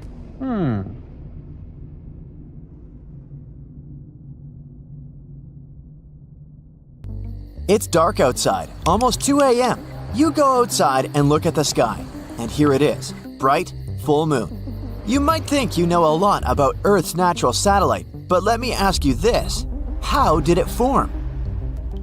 The answer is, nobody knows. But of course, there are theories.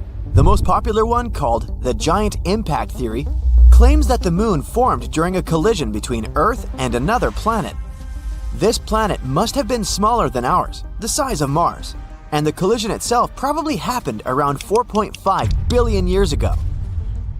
Another theory, called the capture theory, claims that the moon used to be an asteroid or some other wandering body. It formed somewhere else in the solar system. When it was passing by Earth, it got caught by our planet's gravity. But here is one catch. Our planet and the moon have remarkable isotopic and chemical similarities. So, they must have a linked history, which means the moon couldn't have been created elsewhere. Other experts think that at some point in the past, Earth was spinning so fast that some of its material broke away. It soon started to orbit our planet. That's how the moon appeared in the sky. But again, there's one problem. In this case, the proportion and type of minerals on the moon would have to be the same as on Earth. But there are slight differences. The moon is richer in materials that form very fast at high temperatures. There's one more theory, and it's probably the least exciting. It claims that Earth's natural satellite could simply appear along with Earth during our planet's formation. Duh! But these days, a more urgent question keeps astronomers busy. Is the Moon really Earth's satellite? Or are these two twin planets? The Moon is big compared to our planet, about 1/4 of Earth's size. That's why some experts refer to our planetary system as a double planet. But how correct is that? If we want to figure it out, we need to give the definition to the word planet. According to the International Astronomical Union, a planet is a space body that orbits the Sun, is massive enough to have a nearly round shape thanks to its gravity, and has cleared the region around its orbit. Now, what about a satellite? It's an object in space that orbits around a larger celestial body. If we take the system Earth, the Moon, its center of gravity, called a barycenter, is inside the Earth. That's why at the moment we can't say that we live in a twin planet system. According to this definition, the Moon is the satellite of our planet. Now, let's get back to the past, like 3 or 4 billion years ago. Even though the Moon wasn't a planet, it most likely had a full-fledged atmosphere. It formed at times when powerful volcanic eruptions were rocking our satellite. Gases spread all over the Moon's surface, and it happened so fast that they didn't have enough time to escape into space. At that time, the lunar surface was covered with basins filled with volcanic basalt. Just imagine ginormous plumes of magma hurtling high into the air, falling to the ground and creating lava flows. That's how the basalt basins appeared on the surface of the Moon. At one point, scientists got their hands on samples brought from the Moon. They found out that lava flows there contained not only carbon monoxide and sulfur, but also the building blocks of water. Thanks to these samples, researchers managed to calculate the amount of gas that rose and formed the atmosphere. It became the thickest around 3.5 billion years ago and existed for about 70 million years. After that, poof, the atmosphere was lost in space. But the coolest thing? When the Moon did have an atmosphere, the satellite was 3 to 10 times closer to our planet. One computer simulation even suggests the Moon was probably up to 19 times closer than it is now. The distance between it and our planet could be 18,600 miles, while these days our satellite is around 240,000 miles away. That's why the Moon looked much, much bigger in the sky.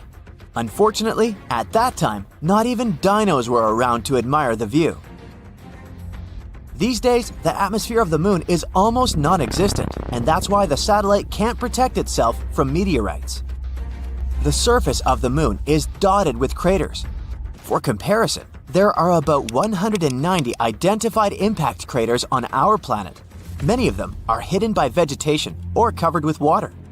But if we speak about the Moon, the number is so much greater, several million, and around 5,000 of them are more than 12 miles across.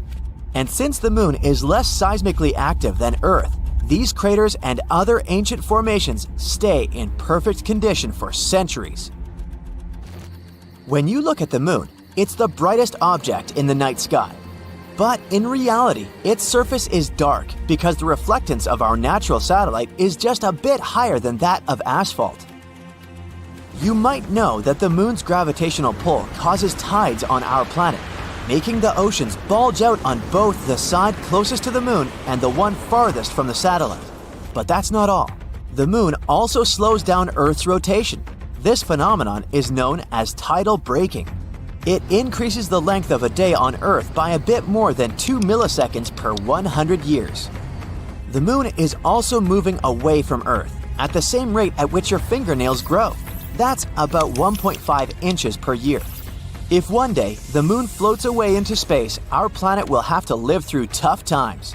Without the stabilizing pull of the Moon's gravity, Earth's tilt would start changing wildly, from no tilt at all, meaning no seasons, to a large tilt, resulting in extreme weather. Even though the Moon's surface is mostly dormant, Earth's natural satellite still experiences moonquakes. One theory suggests that they may be happening because the Moon is shrinking as its insides are cooling.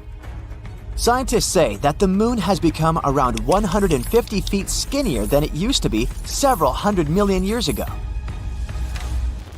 To help you understand it, picture a grape turning into a raisin. It wrinkles while shrinking. The same is happening to the moon. It's shrinking and it's wrinkling.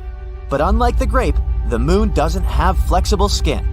Its surface is hard and brittle, so as the moon gets smaller, the crust cracks and breaks, and its sections get pushed over neighboring parts. Want to know another cool thing about the moon? A recent study claims that it has a tail. And every month it wraps around our planet like a scarf. This slender tail is made up of millions of atoms of sodium. And our planet regularly travels directly through it. Meteor strikes blast these sodium atoms out of the moon's surface and further into space. For several days every month, the moon remains between the sun and our planet. That's when Earth's gravity picks that sodium tail. Our planet drags it into a long stripe that wraps around its atmosphere. This lunar tail is totally harmless. It's also invisible to the human eye, 50 times dimmer than what you can perceive. But during those rare days, high-powered telescopes can spot its faint yellowish glow in the sky. The tail looks like a gleaming spot that's 5 times the full moon's diameter. And the spiciest fact for you, 2 or 3 years ago, an asteroid was pulled into Earth's orbit and started to travel around the planet. Even though it was no larger than an average car, it was still a big deal. Out of more than 1 million asteroids astronomers know about, it was only the second one to orbit our planet, called 2020 CD3. It was our temporary mini-moon. It didn't stay with Earth for long, though. The asteroid followed a random orbit and slowly drifted away. Temporarily captured objects such as 2020 CD3 are rare. They need to have a specific direction and speed to be caught by Earth's gravitational pull. Otherwise, they either crash into the planet or fly in another direction. The space crew had been getting ready for the launch for over 3 years. The preparations for landing on the strange planet included gathering and studying rock samples in the Grand Canyon, exploring ancient volcano formations in the Nevada National Security Site, and looking into gas and lava vents, lava lakes, and pit craters in various locations in Hawaii. To be able to resist microgravity conditions, they learned how to walk obliquely by being strapped and suspended sideways and trying to move along walls. They had to test their limits through intensive diet and sleep regimens to make sure they'd be safe in outer space. It took them 3 days, 3 hours, and 49 minutes to reach the surface of this new world in a place called the Sea of Tranquility. They could have gone for the Ocean of Storms or the Central Bay, but they chose this place to land because it had good visibility and it was relatively smooth and easily reachable with as little propellant as possible. One of the first things they noticed when they got there was that, well, the place kind of smelled. This may sound like the beginning of a science fiction novel, but it's actually the true story about how the Apollo 11 mission landed on the moon on July 20th, 1969. Since then, the moon has had 12 human visitors to this day. We think of it as our neighboring space buddy, but there's still much we don't know about this mysterious satellite. And that should come as no surprise, since the moon is actually always showing us the same face. That is because the Earth and its only permanent natural satellite are in synchronous rotation, which makes us think it's always permanently still.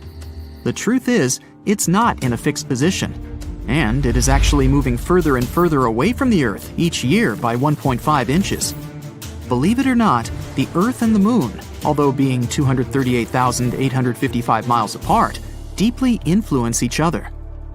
While the Moon is partially responsible for the tides of the seas and oceans on our planet's surface, our Earth is actually to blame for movement on the Moon. They're called moonquakes, and they last way longer than earthquakes, some of them up to half an hour. It may look perfectly round to us on a warm summer's night, but the Moon is actually oval. The lemon-like shape is caused by the Earth's gravitational pull. Our moon features more than footprints when it comes to traces of humans. In 1969, American astronauts left many objects on the surface of our satellite, such as 2 golf balls, a drawing by famous artist Andy Warhol, and a message from Queen Elizabeth II herself.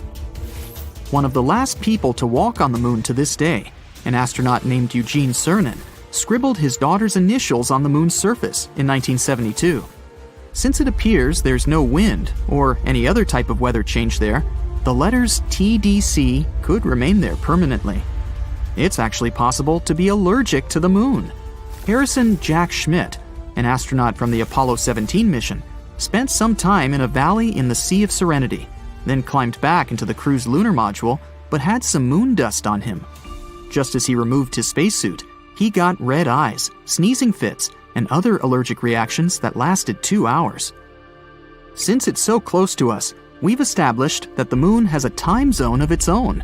We call it the Lunar Standard Time, but it doesn't correspond to time on Earth.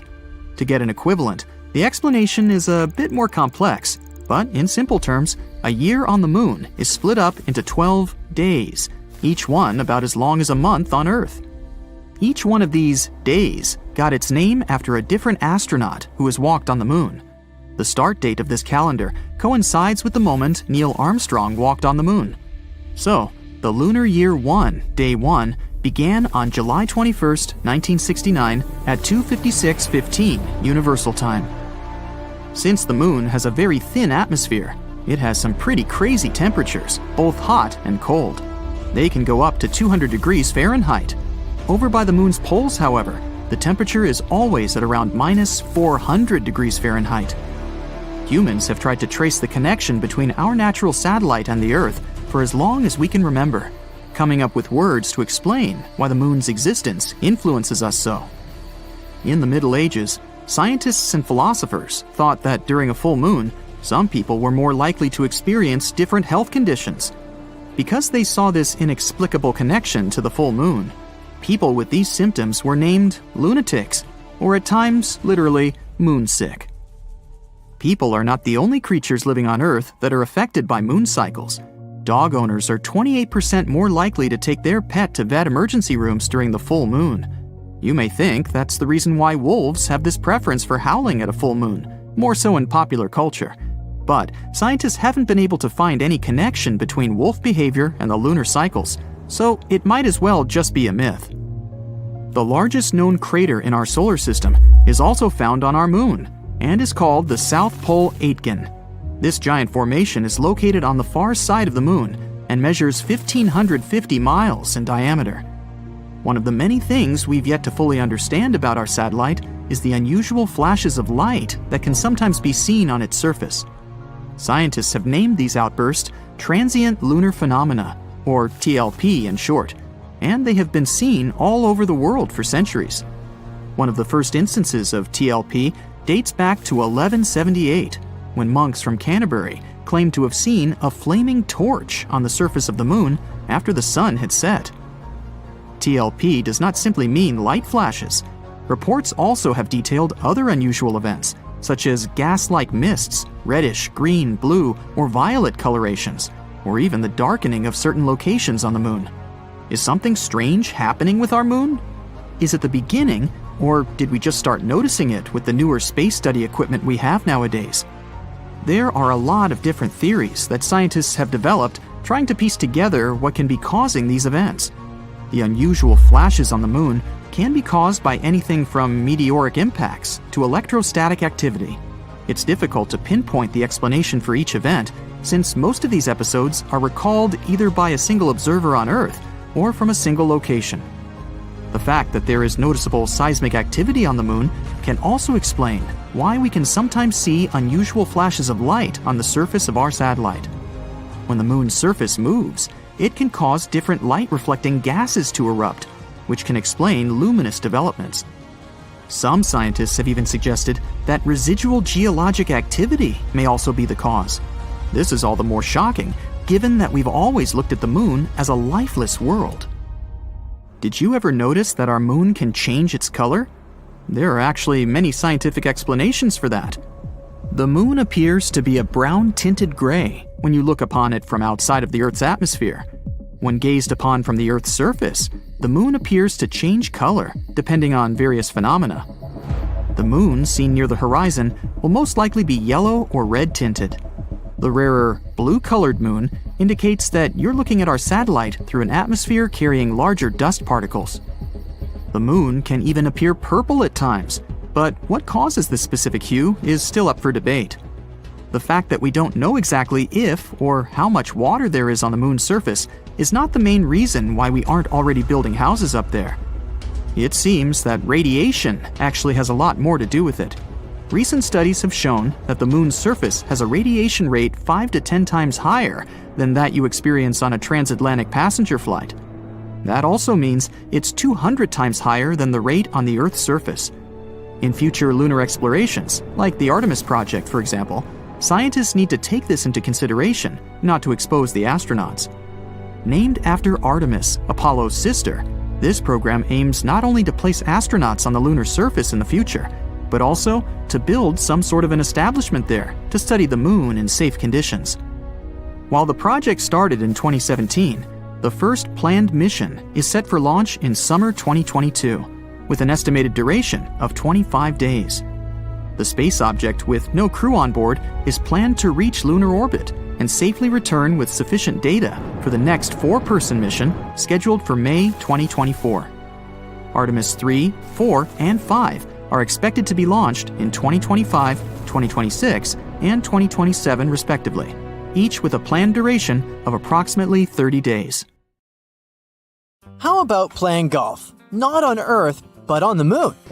Let's journey back to a time 50 years ago when one astronaut turned the lunar surface into the most unusual golf course ever. Any golfer will tell you how tricky it is to avoid sand traps, but picture Alan Shepard, a NASA astronaut dealing with an entire surface that feels like super fine powder. During the Apollo 14 mission, he took a break to showcase some spacey golf skills for everyone watching from Earth. After his first shot, he excitedly made another. For him, it seemed the ball went forever and ever. Let's dial back to reality for a moment. Thanks to the research by the United States Golf Association, or USGA, we've got some numbers. They found that Alan's first moon ball traveled 24 yards, and his second stretched for 40 yards. Now, how does that compare to the average golf shots back here? In regular gravity, one usually swings to about 216 yards. Just goes to show, while we've upgraded our golf game on Earth with tech and training, the moon's low-gravity playground is a different environment altogether. Now, let's give Alan some props. Moon golf? Not as simple as you might think. His club wasn't one from your local sports store. It was a makeshift one. A moon sample collector with a club head stuck to it. Add to that the bulky spacesuit he had on. Imagine trying to swing wearing an outfit that's as stiff as cardboard. With all that gear, Alan could only muster a one-handed swing. Care to have a similar experience? Well, you might not be able to play golf on the moon anytime soon, but you can give it a shot underwater. Some say the conditions are similar. Here's where it gets even more interesting. The USGA didn't just take Alan's word on where the balls landed. They wanted to investigate. For starters, they used ultra-clear footage of the Apollo 14 mission. They also used some sharp images from NASA's special moon camera, launched in 2009. Using this imagery, they mapped out the journey of those two golf balls. Alan loved his unique golf club so much, he wanted to bring it back home. No big deal, right? Well, you see, in those days, astronauts would leave behind unnecessary items to make space for moon rocks. But not this club. So during the 70s, this interstellar golf club found a new home at the USGA Museum in New Jersey. Unlike regular golf clubs, this one had a twist. It was crafted from aluminum and Teflon. It was built to fold and fit snugly within the tight spaces of the lunar lander. How did this whole moon golf idea even pop up? Well, in 1970, golf legend Bob Hope paid a visit to NASA. Inspired by Hope's love for golf, an idea came into Shepard's head: moon golf. To turn his dream into reality, he collaborated with a golf professional and NASA's tech specialists. Together, they crafted a club that met NASA's strict safety norms. But hey, Alan didn't want this to be just a surprise stunt. Remember, traveling to the moon required very strict protocols. They couldn't just randomly have a picnic up there, you know? So, Alan made sure NASA officials agreed with this impromptu game of golf. They were initially skeptical, but eventually gave the green light after Alan passionately laid out his plan. He also promised he'd start playing if everything went smoothly on the mission. Determined to make it perfect, Alan prepped like a champ. The story goes that he'd put on his hefty spacesuit and sneak off to secret spots so he could practice. Decades later, he'd still be reflecting on his lunar escapade. He was the only golfer to ever swing on the moon. It's not just golf balls that astronauts left behind on their trips. There were actually a lot of objects left on the moon between 1969 and 1972, the year of the last moon landing. Each time you gaze up at the moon, remember that there's a cute family photo up there, some huge science gadgets, a small statue, a bunch of, well, human waste bags, and yes, some American flags. Years have passed by, and yes, technically those items are still hanging out there, though they've probably seen better days because of the harsh conditions on the moon.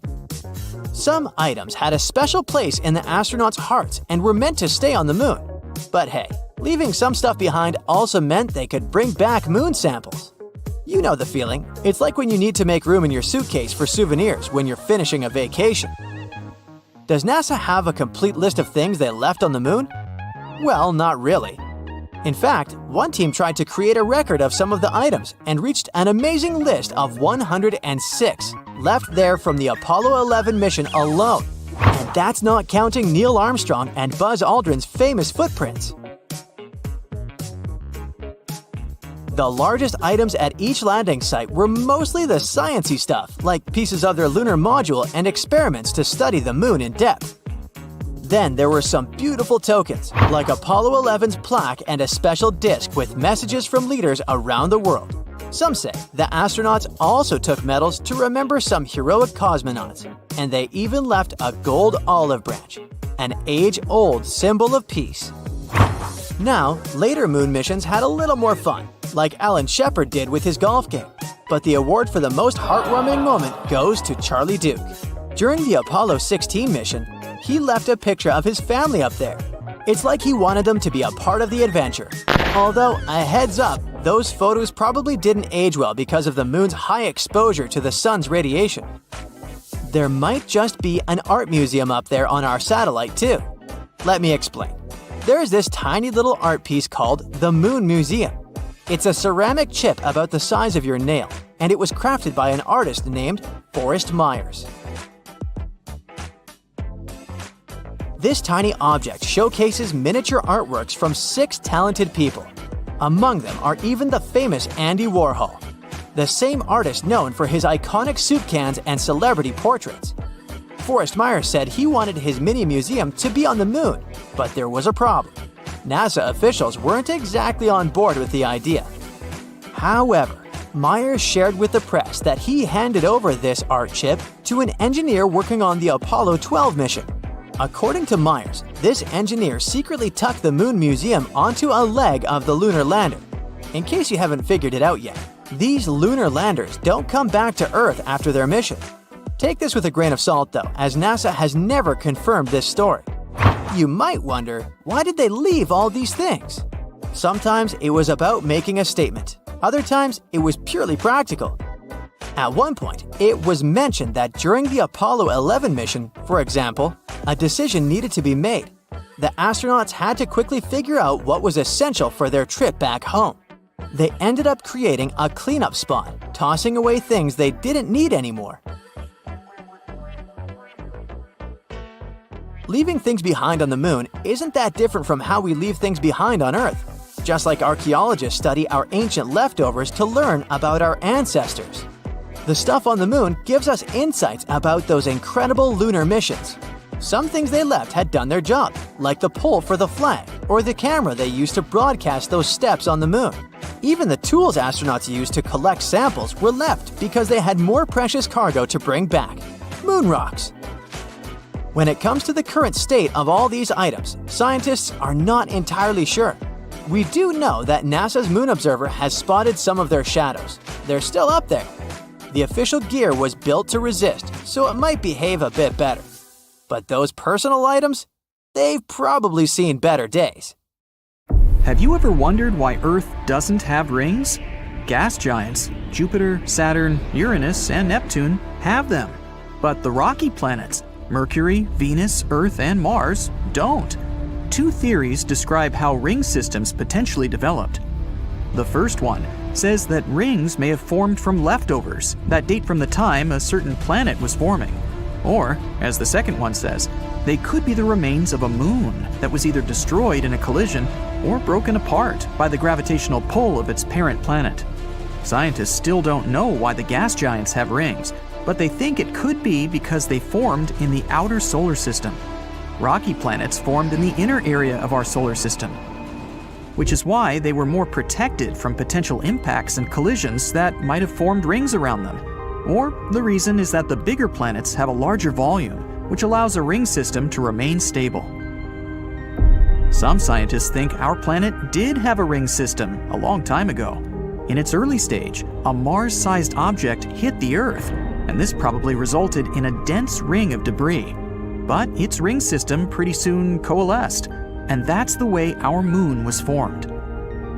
More than 10 years ago, in 2011, astronomers found a huge water vapor cloud about 12 billion light-years away from our planet. This cloud is the oldest source of water that we know of. It dates back to when the universe was only 1.6 billion years old, and now it's 13.8 billion years old. This unusual cloud is also the biggest source of water that we know of. It holds 140 trillion times the amount of water that the Earth contains in all its oceans. Enormous. The cool thing is, this vapor cloud is kind of feeding a black hole. It may contain enough gases, such as carbon monoxide, to help its black hole grow even 6 times bigger than it is now. We all know that Earth has one moon, but there are 2 more asteroids, 3753 Carina and 2002 AA29, locked into co-orbital orbits with our planet. The first one doesn't really circle around the Earth, but has some sort of a synchronized orbit with the planet, which is why it looks like it's following the Earth in a stable orbit, while in reality, it has its own specific path around the Sun. The other one, 2002 AA29, follows a horseshoe orbit around our planet. Its specific path brings the asteroid closer to us every 95 years. You'd expect Neptune to be an extremely cold and dark place. After all, it's an ice giant 2.8 billion miles away from the Sun. There's not too much sunlight there, so noon on Neptune is similar to twilight on our planet. But this ice giant appears to be creating its own heat. To be precise, 2.6 times more heat than it gets from the Sun. This probably has to do with all the pressure near the planet's core. It builds and releases hydrogen, which keeps Neptune's center at a crazy temperature of 9,300 degrees Fahrenheit. But its atmosphere is still quite chilly. It ranges from about negative 240 degrees Fahrenheit to negative 330 degrees Fahrenheit. What shape do you think of when someone mentions storms? Probably long ovals of hurricanes and conical tornadoes. But that's something we see on Earth. At Saturn's North Pole, a storm has been raging for at least the past 40 years, and it has a hexagonal shape. Such a weird shape probably has something to do with Saturn's turbulent gas, or maybe even with zonal jets that extend many miles down into a region of extremely high pressure. Have you ever wondered why planets don't twinkle while stars do? The thing is, if you were out there in space, you wouldn't see them twinkling at all. The reason we see stars twinkling is because of Earth's atmosphere. The pin-sized light coming from a star hits the atmosphere. The atmosphere then refracts it, which sends the light skittering off in a zigzag. That's what we perceive as the twinkle. Planets appear much bigger to us than just pinpoints. And yes, their light zigs and zags after hitting the atmosphere too. But those motions cancel each other out, which is why we don't see twinkling, but only a steady glow. In some regions, you can expect big changes in temperature. For example, in Montana, where in a single day, Temperatures went from negative 54 degrees Fahrenheit to 45 degrees Fahrenheit. Yeah, sounds like a lot, but it's still nothing compared to Mercury, where temperatures tend to vary over 1,000 degrees Fahrenheit in a single day. They start out at negative 280 degrees Fahrenheit at night and eventually go up to 800 degrees Fahrenheit during the daytime.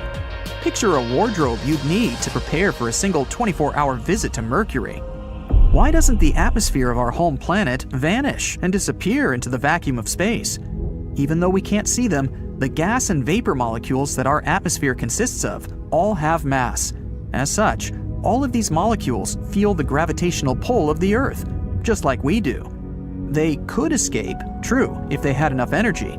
For instance, if our planet was closer to the Sun, the atmosphere would be hotter and its molecules could get away easier. But the Earth, fortunately, is just at the right distance from the Sun and has exactly enough mass to keep its atmosphere in the same place.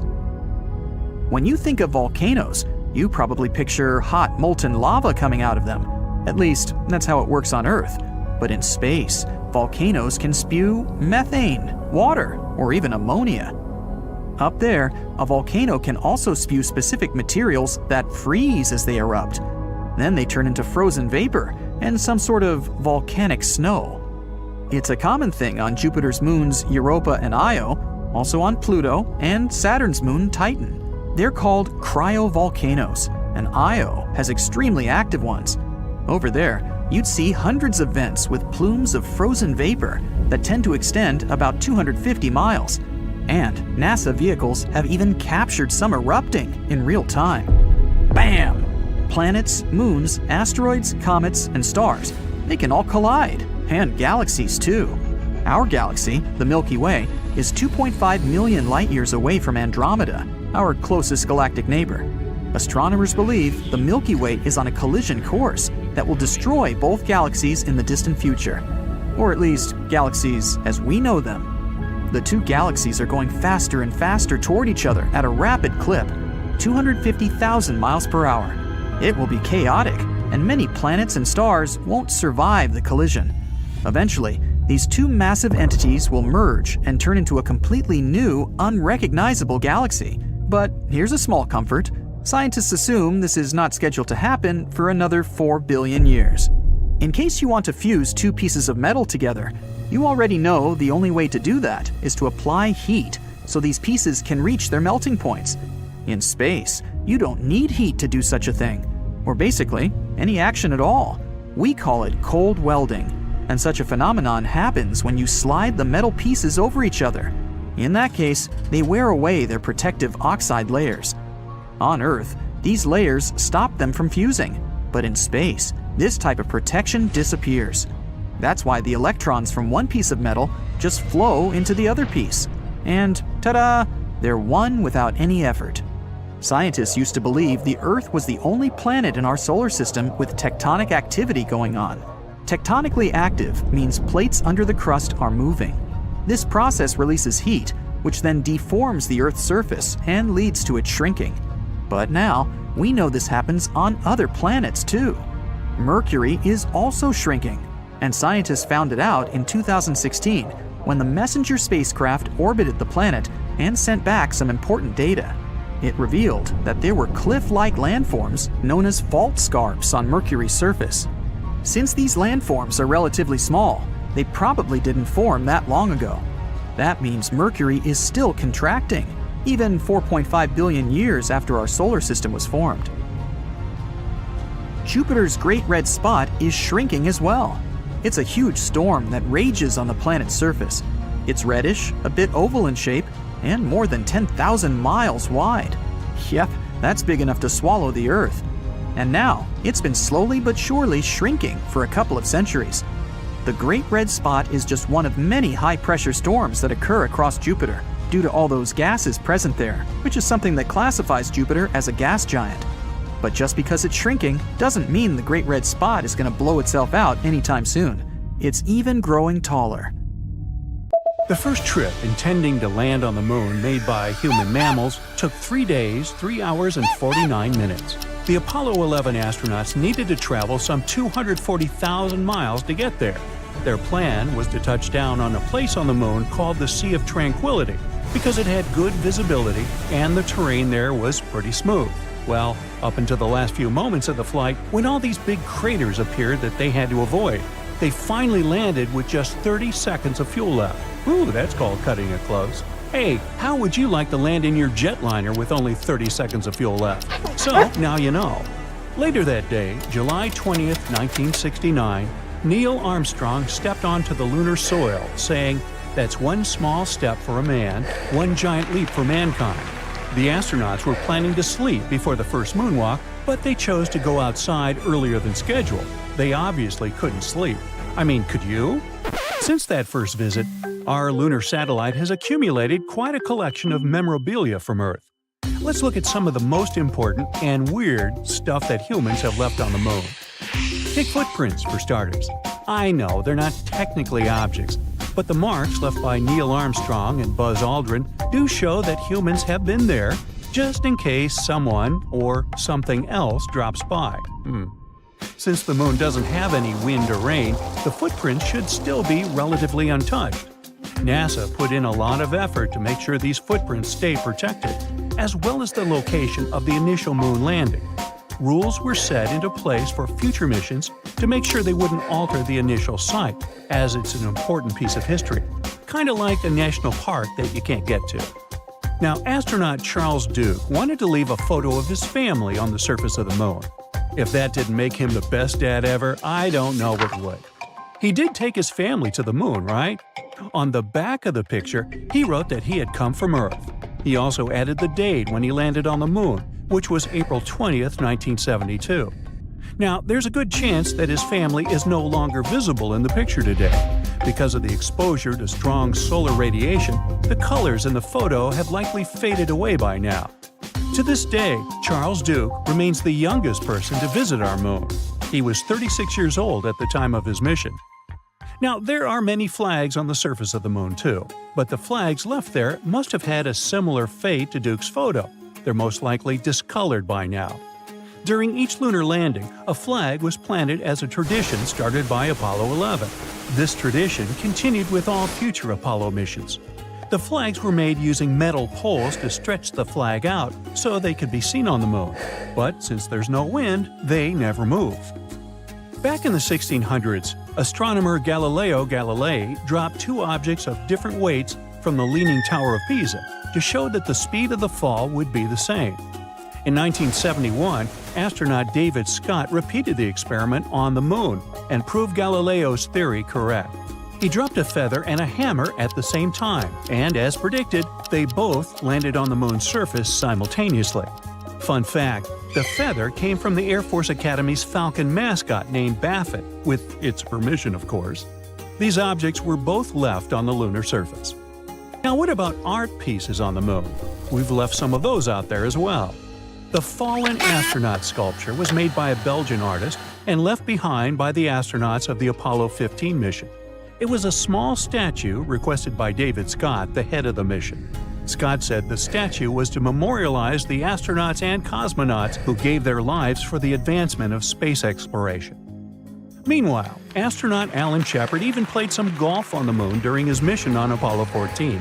He brought a golf club head, yes, he got permission first, and attached it to a tool. Then he tried to hit two golf balls. Hey, it's hard to do in a clunky spacesuit. He did better on the second one. It's safe to say that he didn't bring the golf balls back, and they should still be there on the moon. There's yet a message from Queen Elizabeth II there. The monarch prepared a message which accompanied Neil and Buzz to Tranquility Base during the Apollo 11 mission. It was written on a tiny disc the size of a coin and also featured messages from over 70 other leaders from all over the world. I'll bet the printing was really small. Her message said she was proud of the astronauts and their accomplishments and hoped their journey would benefit all of humanity.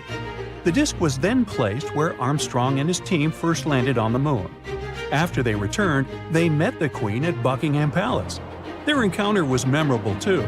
Neil Armstrong almost couldn't speak to the Queen at all because he had a cold. Another astronaut named Mike Collins was so nervous about the protocol, he almost fell down the stairs. Now, some objects that exist today on the moon weren't left there on purpose. One of the most interesting moments of the Apollo 11 mission was when Neil and Buzz were getting ready to go back to Earth. They had to chuck everything they didn't need so they wouldn't be weighed down at liftoff. They also needed to store all the rock samples they had gathered from the lunar surface. This created a toss zone that archaeologists could potentially study one day. Waste like this acts as a timeline for Earth's history, but it can also help us understand what happens to objects that spend a lot of time on the surface of the Moon. Now, most astronauts became pretty sentimental when strolling on the lunar dust, and who could blame them? They were thousands of miles away from their families. So that's why, in 1972, NASA astronaut Eugene Cernan wrote his daughter's initials, TDC, in the dust on the Moon, and gave a speech before leaving. He said, "We leave as we came, and hopefully we'll return with peace and hope for all." Unfortunately, this marked the end of the Apollo lunar missions. Technically, his daughter's initials should still be there on the surface of the Moon, just like all the astronauts' footprints. Can you believe it's been more than 50 years since people started exploring the Moon? No worries though, as NASA's been preparing for future lunar explorations for quite some time. This new mission is called Artemis, and it aims to build some sort of settlement out there. This way, the Moon can be studied in safe conditions for longer periods of time. For starters, NASA launched Orion, a spacecraft without a crew on board, to orbit the Moon and come back to Earth. This was a test drive. Before NASA transports people to the Moon again using newer technology, all safety measures need to be worked out and confirmed. But one day soon, Orion is going to take astronauts back to the Moon. One cool thing about this spacecraft is that it comes with a launch abort system, which is meant to keep astronauts safe in case something goes bad during the launch. It also features a special service module, which is like a battery that fuels and propels Orion through space. It also supplies astronauts with water, oxygen, and power, and provides temperature control. But Artemis also looks to build a long-term human settlement on our satellite somewhere around the 2030s. However, searching for a cozy place on the Moon isn't as easy as you'd think. Thankfully, NASA specialists produced an ingenious idea. They found some lava tubes on the surface of the Moon, and they have pretty steady temperatures inside. The main problem with the first moon landing back in 1969 was extreme temperature fluctuations. So these caves might be the perfect solution. Not only is the temperature in there suitable for humans, but they could also help shield astronauts from cosmic rays, solar radiation, and meteorites. It's also good news that we have similar structures here on Earth. Before we get back to space, we can study them to better understand those found on the Moon. Here on Earth, these holes form once the top of a stream of lava solidifies, and the molten rock inside drains away, creating this tube. It's been decades since the last manned moon landing, Apollo 17, which happened in December 1972. Isn't it time we thought about going back to our dusty satellite, and maybe even staying there? NASA has made a promise on this subject. They're preparing to send astronauts on the Moon again, perhaps by 2025. This will all happen through a program called Artemis. It's also going to include the first woman ever to experience the lunar surface. Now you might ask, why haven't we done this already? One former NASA administrator said something interesting on the subject. It's not because of scientific or technological issues. Problem was that the potential projects took too long and were just too costly. You see, space travel, especially when it involves humans, isn't easy on the pockets. It's true that, in recent years, NASA had budgets of billions of dollars. Sure sounds like enough money, right? Well, not when you check out their to-do list. That's because they have to consider everything. From telescopes and giant rocket projects to missions also targeting the Sun, Jupiter, Mars, and beyond. When you look at it this way, NASA needs to be very good at budgeting to achieve all those goals. It's not just because of finances, though. The Moon itself is quite problematic. It poses real dangers that cannot be taken lightly. For starters, its surface is filled with craters and boulders that aren't easy to land on. Then, there is the moon dust, or regolith. if you'd like to call it by its scientific name. It was created over many years by meteorite impacts. It's extremely harsh and sticks to everything. It can potentially damage spacesuits, vehicles, and systems quite quickly. Also, dealing with the lunar habitat isn't a walk in the park either. The moon has no protective atmosphere. What this means is that for 14 days at a time, the lunar surface is faced with harsh rays from the sun. That period is followed by another 2 weeks of total darkness. All these changes create extreme temperatures, which us humans are not really accustomed to. There are solutions, don't worry. NASA is working on dust and sun-resistant spacesuits and vehicles. They're even developing a system that might supply electricity during those lunar nights. What's even more interesting about this system is it could come in handy on Mars too, once we get there. NASA also needs to draw in really smart people for its projects. Think about it. The average age of the people working for the mission control for Apollo 13 was just 26 years old. And these people had already been part of numerous missions by that time, which means they'd had considerable experience from a very young age. But here's where other individuals can help too. In recent years, it wasn't just NASA who's been working tirelessly to revolutionize space travel. There are many successful people out there with enough resources to join in on these efforts.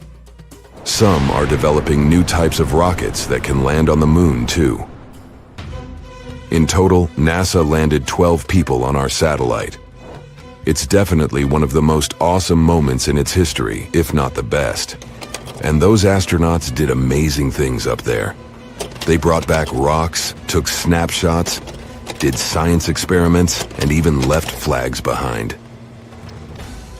These were all important moments of the Apollo missions. But they weren't meant to create a safe place for humans on the moon. Scientists have had this idea of a lunar space station for a long time now. It's only logical. After all, it's just a 3-day trip from Earth. It means we can, technically, afford to make little mistakes here and there, without messing up the whole project. Plus, we'd learn so much before venturing even further into space. A moon base could provide fuel for deep space missions. We could also build telescopes up there, and launch them way easier in space.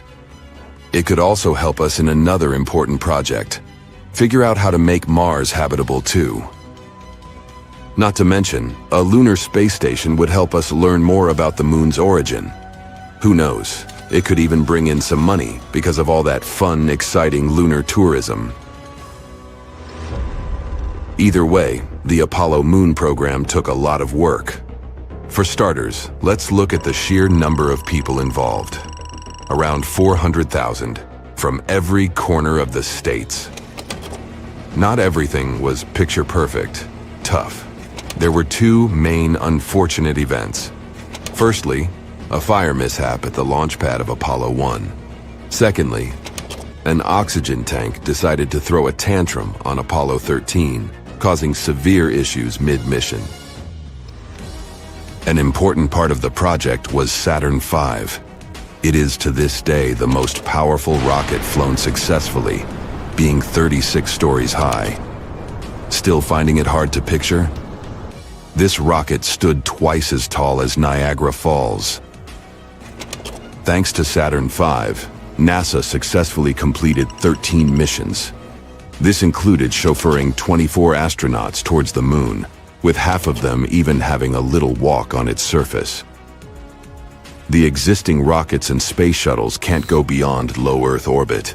In simpler terms, they can't reach the moon with all the gadgets astronauts need to thrive. Current space vehicles are just not capable of carrying that load, at least not since the Apollo missions happened. Regardless, we did make a lot of progress on Earth and are ready to send astronauts to our satellite pretty soon. Here's where the Artemis project comes in. It's a program overseen by NASA. And to make sure it all goes well, NASA previously launched Orion, A spacecraft with no crew on board to orbit the moon and return to Earth. Think of it as an automated test drive. Before we actually send people out there again, we need to make sure all the devices work properly. One day, Orion will be the vehicle that will take astronauts to the moon again. It features a launch abort system to keep astronauts safe in case something bad happens during launch. It also has a service module, which is the powerhouse that fuels and propels Orion and keeps astronauts alive with water, oxygen, power, and temperature control. All these future projects make one wonder, what will life on the moon be like anyway? We can only use our imagination for now. Some say we'll be living in homes straight out of a fairy tale, something like a cozy hobbit hole. Living underground on the moon might be a must. That's due to the scorching temperatures and the lack of oxygen. If you add meteorite threats and the non-stop radiation, it's no wonder we can't just walk on its surface. What about transportation? Big and small companies alike are trying to create the ideal moon ride. If current estimations are current, one type of moon taxi will take off as soon as 2024. Unlike our current rockets, these space taxis won't have to deal with the harsh conditions of re-entering Earth's atmosphere. It will be easier for them to make multiple round trips. To support our lunar living, we'll need to have a special area for space taxis to safely take off and land. Think of it as a landing pad on a firm, flat stretch of moon surface, protected by walls to shield against moon dust. Moving around on the moon's surface will be made easier too. The next generation vehicles we're talking about will have their own controlled environment, which means you won't need a spacesuit while inside. Should feel like stepping out of your space ride for a bit. Then of course, you'll need to put on your spacesuit. All right. So we've got our homes and our rides sorted. But what about fuel? That's where the moon throws us a lifeline. The moon's lighter gravity means we don't need as much power to escape its pull. Plus, the moon has ice, and that's super handy. We might be able to convert this ice into rocket fuel. We'll need dedicated space gadgets to help gather this ice. One such tool is called Trident. It's like a drill, perfect for digging into the icy moon surface. Additional robotic helpers would then turn this ice into fuel and deliver it to a space gas station. If this works, rockets on their way to Mars could stop by for a quick fuel top-up before continuing their journey.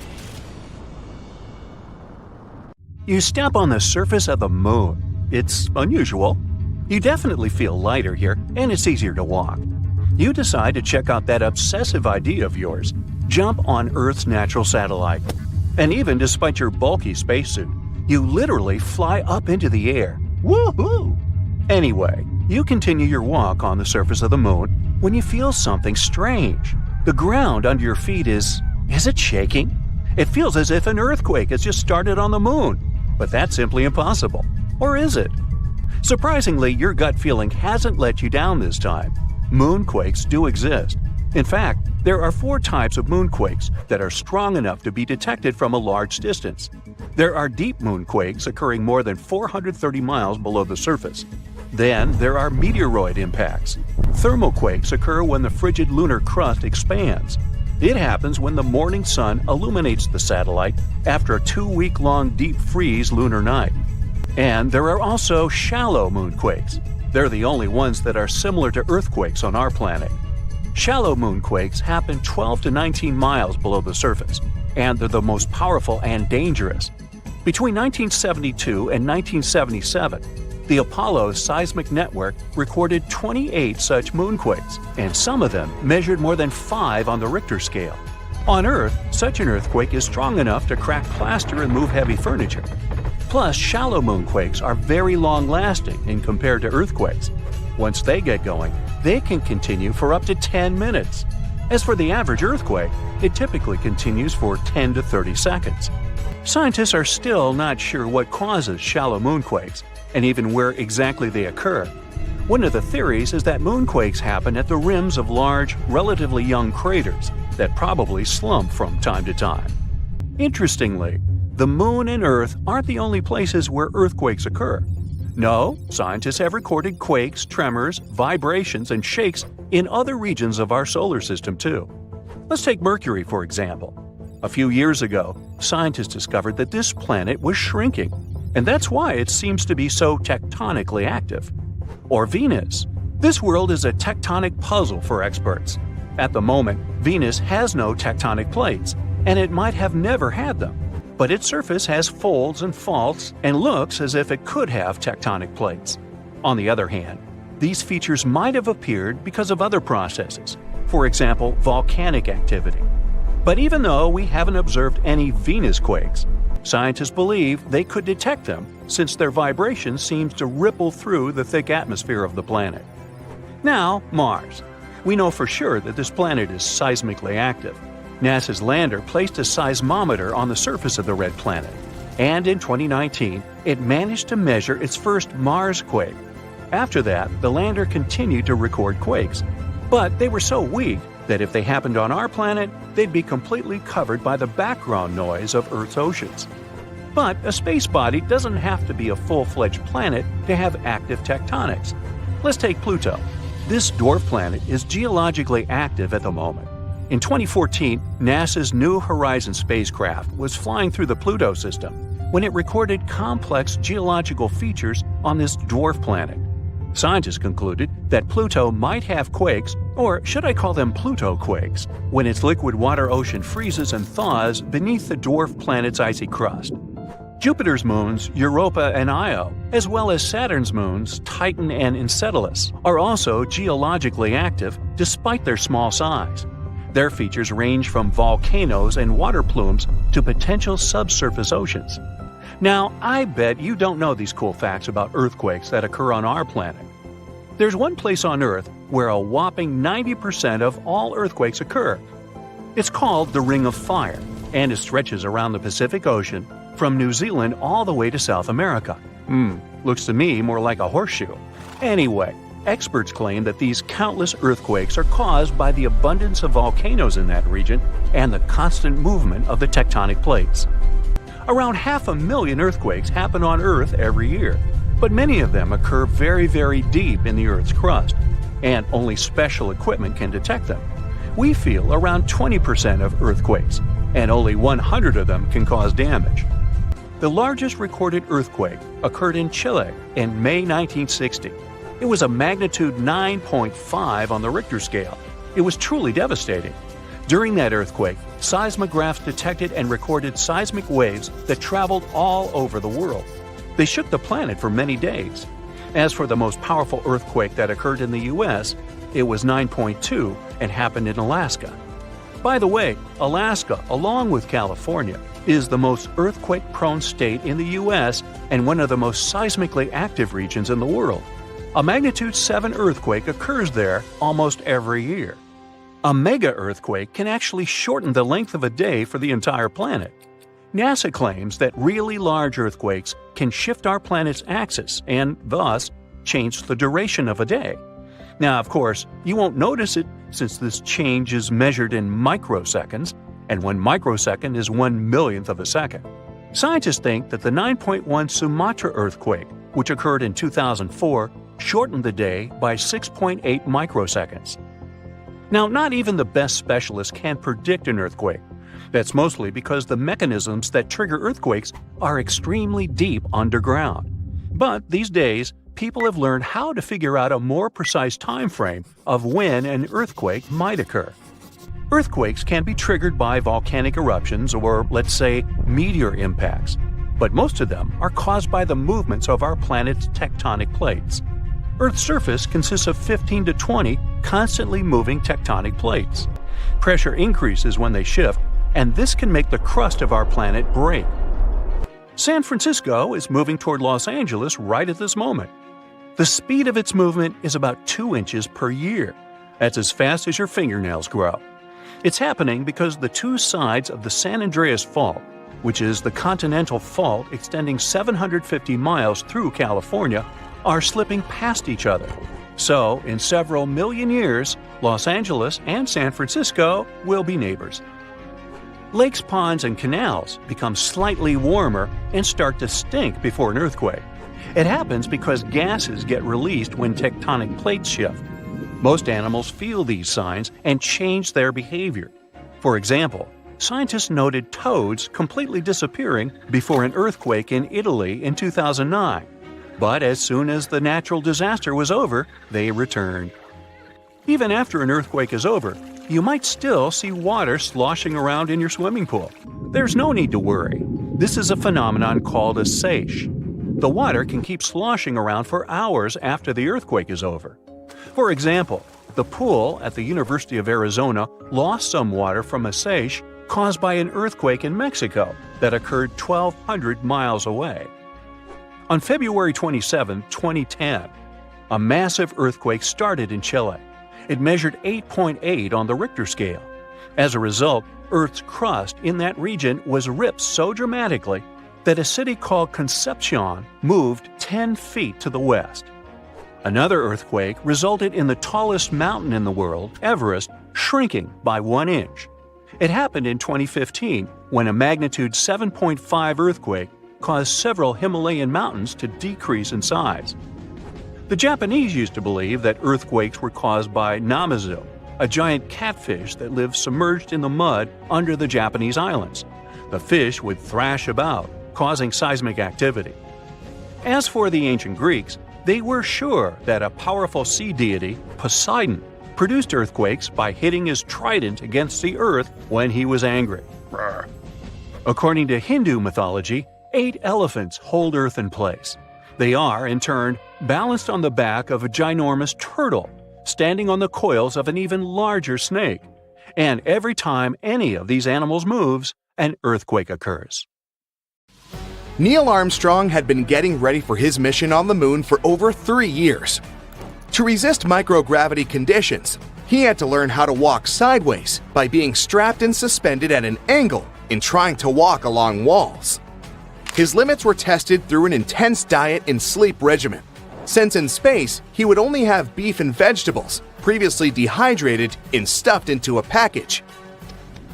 Back in the day, astronauts had to experience the desert, jungle, open sea, and Arctic survival training. These days it's a lot more structured. But back then, it was more of a let's drop this person in the middle of nowhere with no supplies and see if they make it. Before landing on the moon, he had to gather and study rock samples in the Grand Canyon, explore ancient volcano formations in the Nevada National Security Site, and look into gas and lava vents, lava lakes, and pit craters in various locations in Hawaii. On July 20th, 1969, Armstrong was given a hearty breakfast before blastoff. Steak, eggs, toast, juice, and coffee. He received what doctors call a low-residue meal, which means he wouldn't have to go to the bathroom soon after. It took him 109 hours and 42 minutes to reach the surface of the moon, in an area called the Sea of Tranquility. He had to travel 240,000 miles to get there. The crew could have gone for the Ocean of Storms or the Central Bay, but this place was chosen for landing because it had good visibility, was relatively smooth, and was easily reachable with as little propellant as possible. When he was at about 500 feet above the surface of the moon, Armstrong had to maneuver the spacecraft manually to make sure they wouldn't land in a dangerous crater. He continued to hover for about a minute and a half, moving it sideways until he felt comfortable to land. As soon as his device landed safely, he immediately radioed to Mission Control, located in Houston, Texas. The now famous message, The Eagle has landed. Steadily, he went down the lunar module's ladder, while a television camera was attached to the craft to record his progress. The camera also transmitted the signal back to Earth, where hundreds of millions of people were anxiously waiting. At precisely 10:56 p.m. EDT on the same day, Armstrong placed his feet onto the lunar soil, saying, It's one small step for man, one giant leap for mankind. The schedule said that the astronaut needed to sleep before the first moonwalk, but he chose to go outside earlier than planned, since he obviously couldn't sleep. If Armstrong had walked on the moon without special equipment to breathe, he would have smelled a weird odor, sort of musty and sulfuric. Still, he had the chance to smell it when he returned to the lunar module. The thing is, the dirt had clung to his feet, so the odor spread all over the cabin. He described it as wet fireplace ashes, or how the air smells after fireworks shows. Who would have thought you needed to pack a scented candle when going to the moon? Apart from the people that have since made it to the moon, no one ever got the chance to know precisely what the crew was smelling.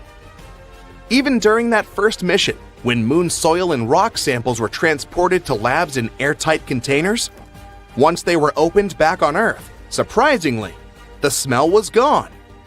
He also felt the surface of the moon to be fine and powdery, but said he had no difficulty in moving around. One other member of his crew joined him about 20 minutes later. The whole moonwalk took a little over 2 hours. During this time, Armstrong and his teammates set up various devices on the surface of our satellite. One was meant to precisely measure the exact distance from there to Earth, by timing how long it took for a laser beam to travel from Earth to the lunar surface and back. Another meant to measure moonquakes and potential meteor impacts, which leads us to the discovery that the moon was pretty alive after all.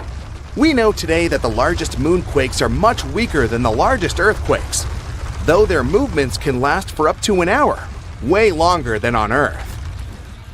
They managed to gather somewhere around 50 pounds of rock and soil samples. They also snapped many photographs of the terrain, where they also planted a US flag. The astronaut even got the chance to catch up with President Richard Nixon, for less than a minute though. The final thing on the list for Armstrong was to go for a walk to what is now known as East Crater, 65 yards east of the lunar module. It was the greatest distance traveled from the spacecraft on that specific mission, approximately the length of half a football field. As soon as his tasks were done, Armstrong went back into the lunar module and safely closed the hatch to get some sleep. While preparing for liftoff, Armstrong and his crew discovered that, because of their chunky spacesuits, they managed to break the ignition switch for the ascent engine. No big deal, they thought. So they used a part of a pen to push in the circuit breaker to start the launch sequence. At 1:54 p.m., the famous Eagle began to ascend. Apart from the scientific equipment installed on the surface of the moon, a plaque was also left there. It read, "Here, men from the planet Earth first set foot upon the moon, July 1969 AD. We came in peace for all mankind."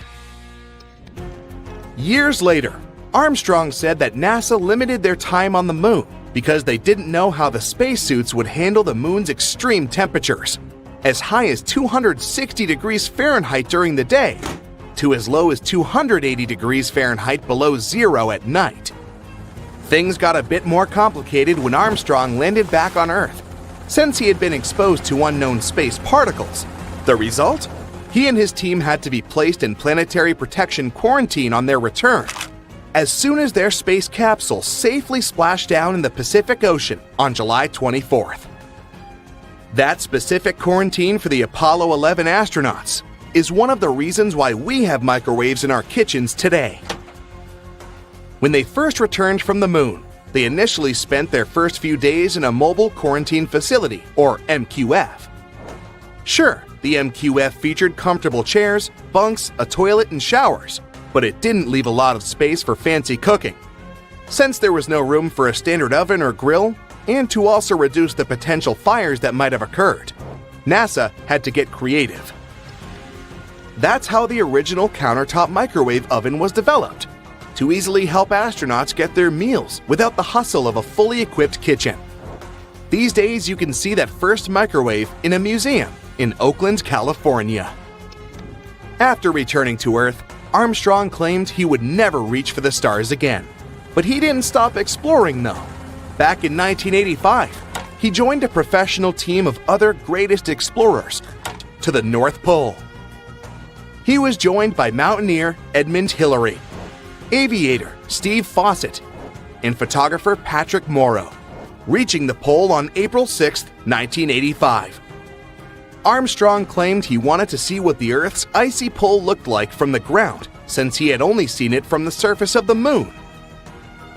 The Apollo 11 mission was nevertheless unforgettable for Armstrong since. In 2015, the Smithsonian Institution uncovered that he had kept hidden a cloth bag full of small parts from the lunar module. It included his waist tether, some utility lights and their brackets, an emergency wrench, and the optical sight that was mounted above Armstrong's window of the space module.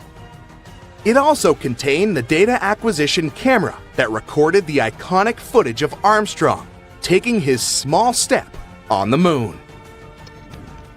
Armstrong kept it to himself for many years, until his widow, Carol, eventually found it. He even kept it a secret from his official biographer, who had many times asked if he had kept any memorabilia from his famous mission. He didn't sneak those objects back on Earth, though. He just mentioned it to be a bunch of trash he wanted to bring back. Soon we might start constructing loads of stuff on the Moon. All because India's moon mission has recently detected sulfur near the Moon's south pole. This chemical element can come in extremely handy for creating infrastructure on our satellite. It's the first time this chemical element has been discovered on Earth's natural satellite. This sought-after element is mostly found near Earth's volcanoes. Its appearance on the Moon speaks volumes about the satellite's volcanic history and its past atmospheric conditions.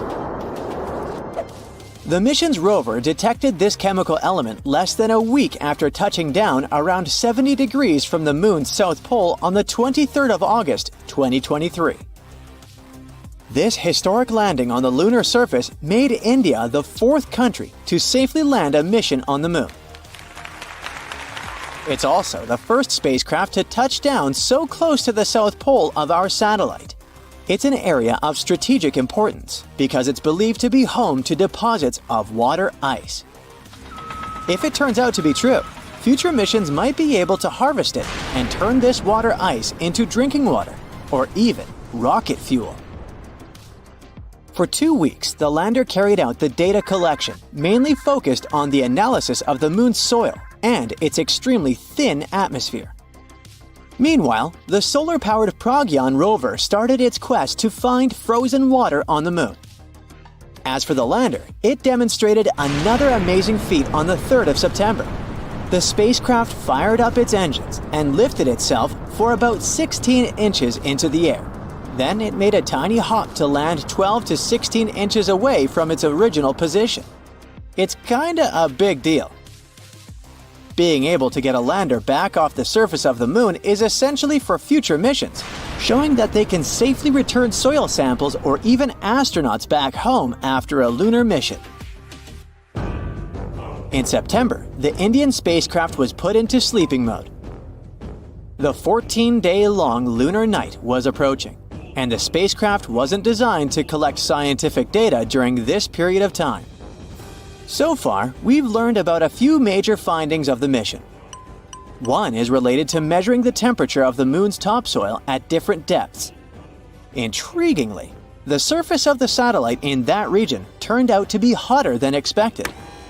It was believed that the temperature could be between 68 and 86 degrees Fahrenheit on the surface, but it was around 158 degrees Fahrenheit, way hotter than it should be. The other discovery indicates the presence of several chemical elements, including oxygen. Besides, the data received from the spacecraft confirms the presence of aluminum, calcium, iron, titanium, silicon, and other chemical elements on the lunar surface close to the South Pole. The rover also used special instruments designed to measure quakes and rumbles beneath the lunar surface to detect some seismic activity. It brings us back to the sulfur detected thanks to the rover's spectroscope. Scientists are currently working on figuring out whether this element formed on the surface in a natural way or whether it's the result of volcanic activity or a meteor strike. Another astonishing thing found on the Moon is a rock, and it may be the oldest known Earth rock. A 0.7-inch wide chip included in a large rock collection brought to our planet by Apollo astronauts might actually be a 4-billion-year-old fragment of Earth. This finding could help us paint a better picture of the intense pounding early Earth got at the dawn of its life. It could go like this. Soon after the rock formed, an asteroid impact might have blasted it from Earth. At that time, our planet's satellite was 3 times closer to Earth than it is today. The collision was so powerful that this chunk of terrestrial rock found its way to the Moon. Later, this fragment got engulfed in a lunar breccia, a motley kind of rock. Eventually, the rock was brought back home to Earth by Apollo 14 astronauts. Even though scientists had found meteorites coming from Mars and the Moon before, it was the first time a rock from the Moon turned out to be a terrestrial meteorite. They also found out that the rock had formed in a water-rich environment at temperatures and pressures corresponding to those at around 12 miles beneath the surface of our planet. In 2019, China's Chang'e 4 mission made history by landing on the far side of the Moon. The mission's rover helped researchers visualize structures hidden deep below the surface of the satellite, revealing billions of years of lunar history. The Yutu-2 rover made this discovery with the help of its lunar penetrating radar. It imaged deep into the Moon's surface and listened to echoes of sound bouncing back off structures hidden from view under the surface of the Moon. It turned out those structures were resting at depths of almost 1,000 feet. The research suggests that the first 130 feet under the surface are made up of layers of dust, soil, and rocks. The instruments also discovered a concealed crater that must have formed after a large object slammed into the Moon's surface. Long, long ago, ancient lava was likely to be flowing deep underground. Researchers believe that the broken rocks around the formation might be debris produced by the impact. They also found that the volcanic rock layers were thinner the closer they were to the surface.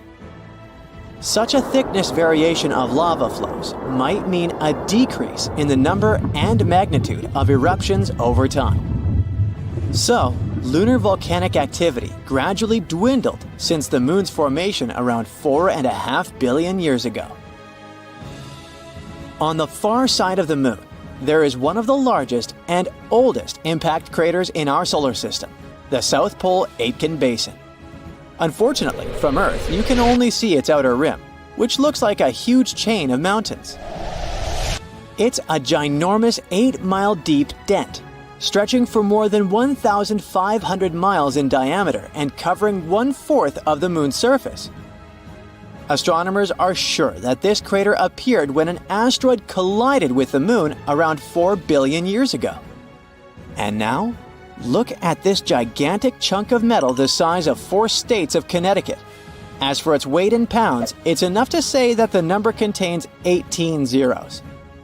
This mysterious mass is hidden about 180 miles under the Moon's surface, somewhere in the middle of the South Pole Aitken Basin. It was discovered when GRAIL, which stands for NASA's Gravity Recovery and Interior Laboratory mission, gathered data about our natural satellite. When examining this information, scientists noticed that in one place on the Moon's surface, there was a weird change in gravity. After researching this phenomenon, they concluded that something mysterious was weighing down the basin floor there. So far, researchers haven't figured out the origin of the bizarre lump, but there are several theories. One of them claims that the finding is a chunk of dense oxide, which appeared when the Moon was just taking its shape. At that time, the satellite was still covered with ancient oceans of magma, and the lump could be formed at the final stages of its cooling. However, most scientists support another theory, according to which the puzzling mass is part of the giant asteroid that once created the South Pole Aitken Basin. Since the thing is metallic, it's probably the iron-nickel core of the asteroid. There might be a labyrinth of lava tubes on the Moon. Not so long ago, astronomers received the results of underground topography and discovered a massive cave under the surface of Earth's satellite.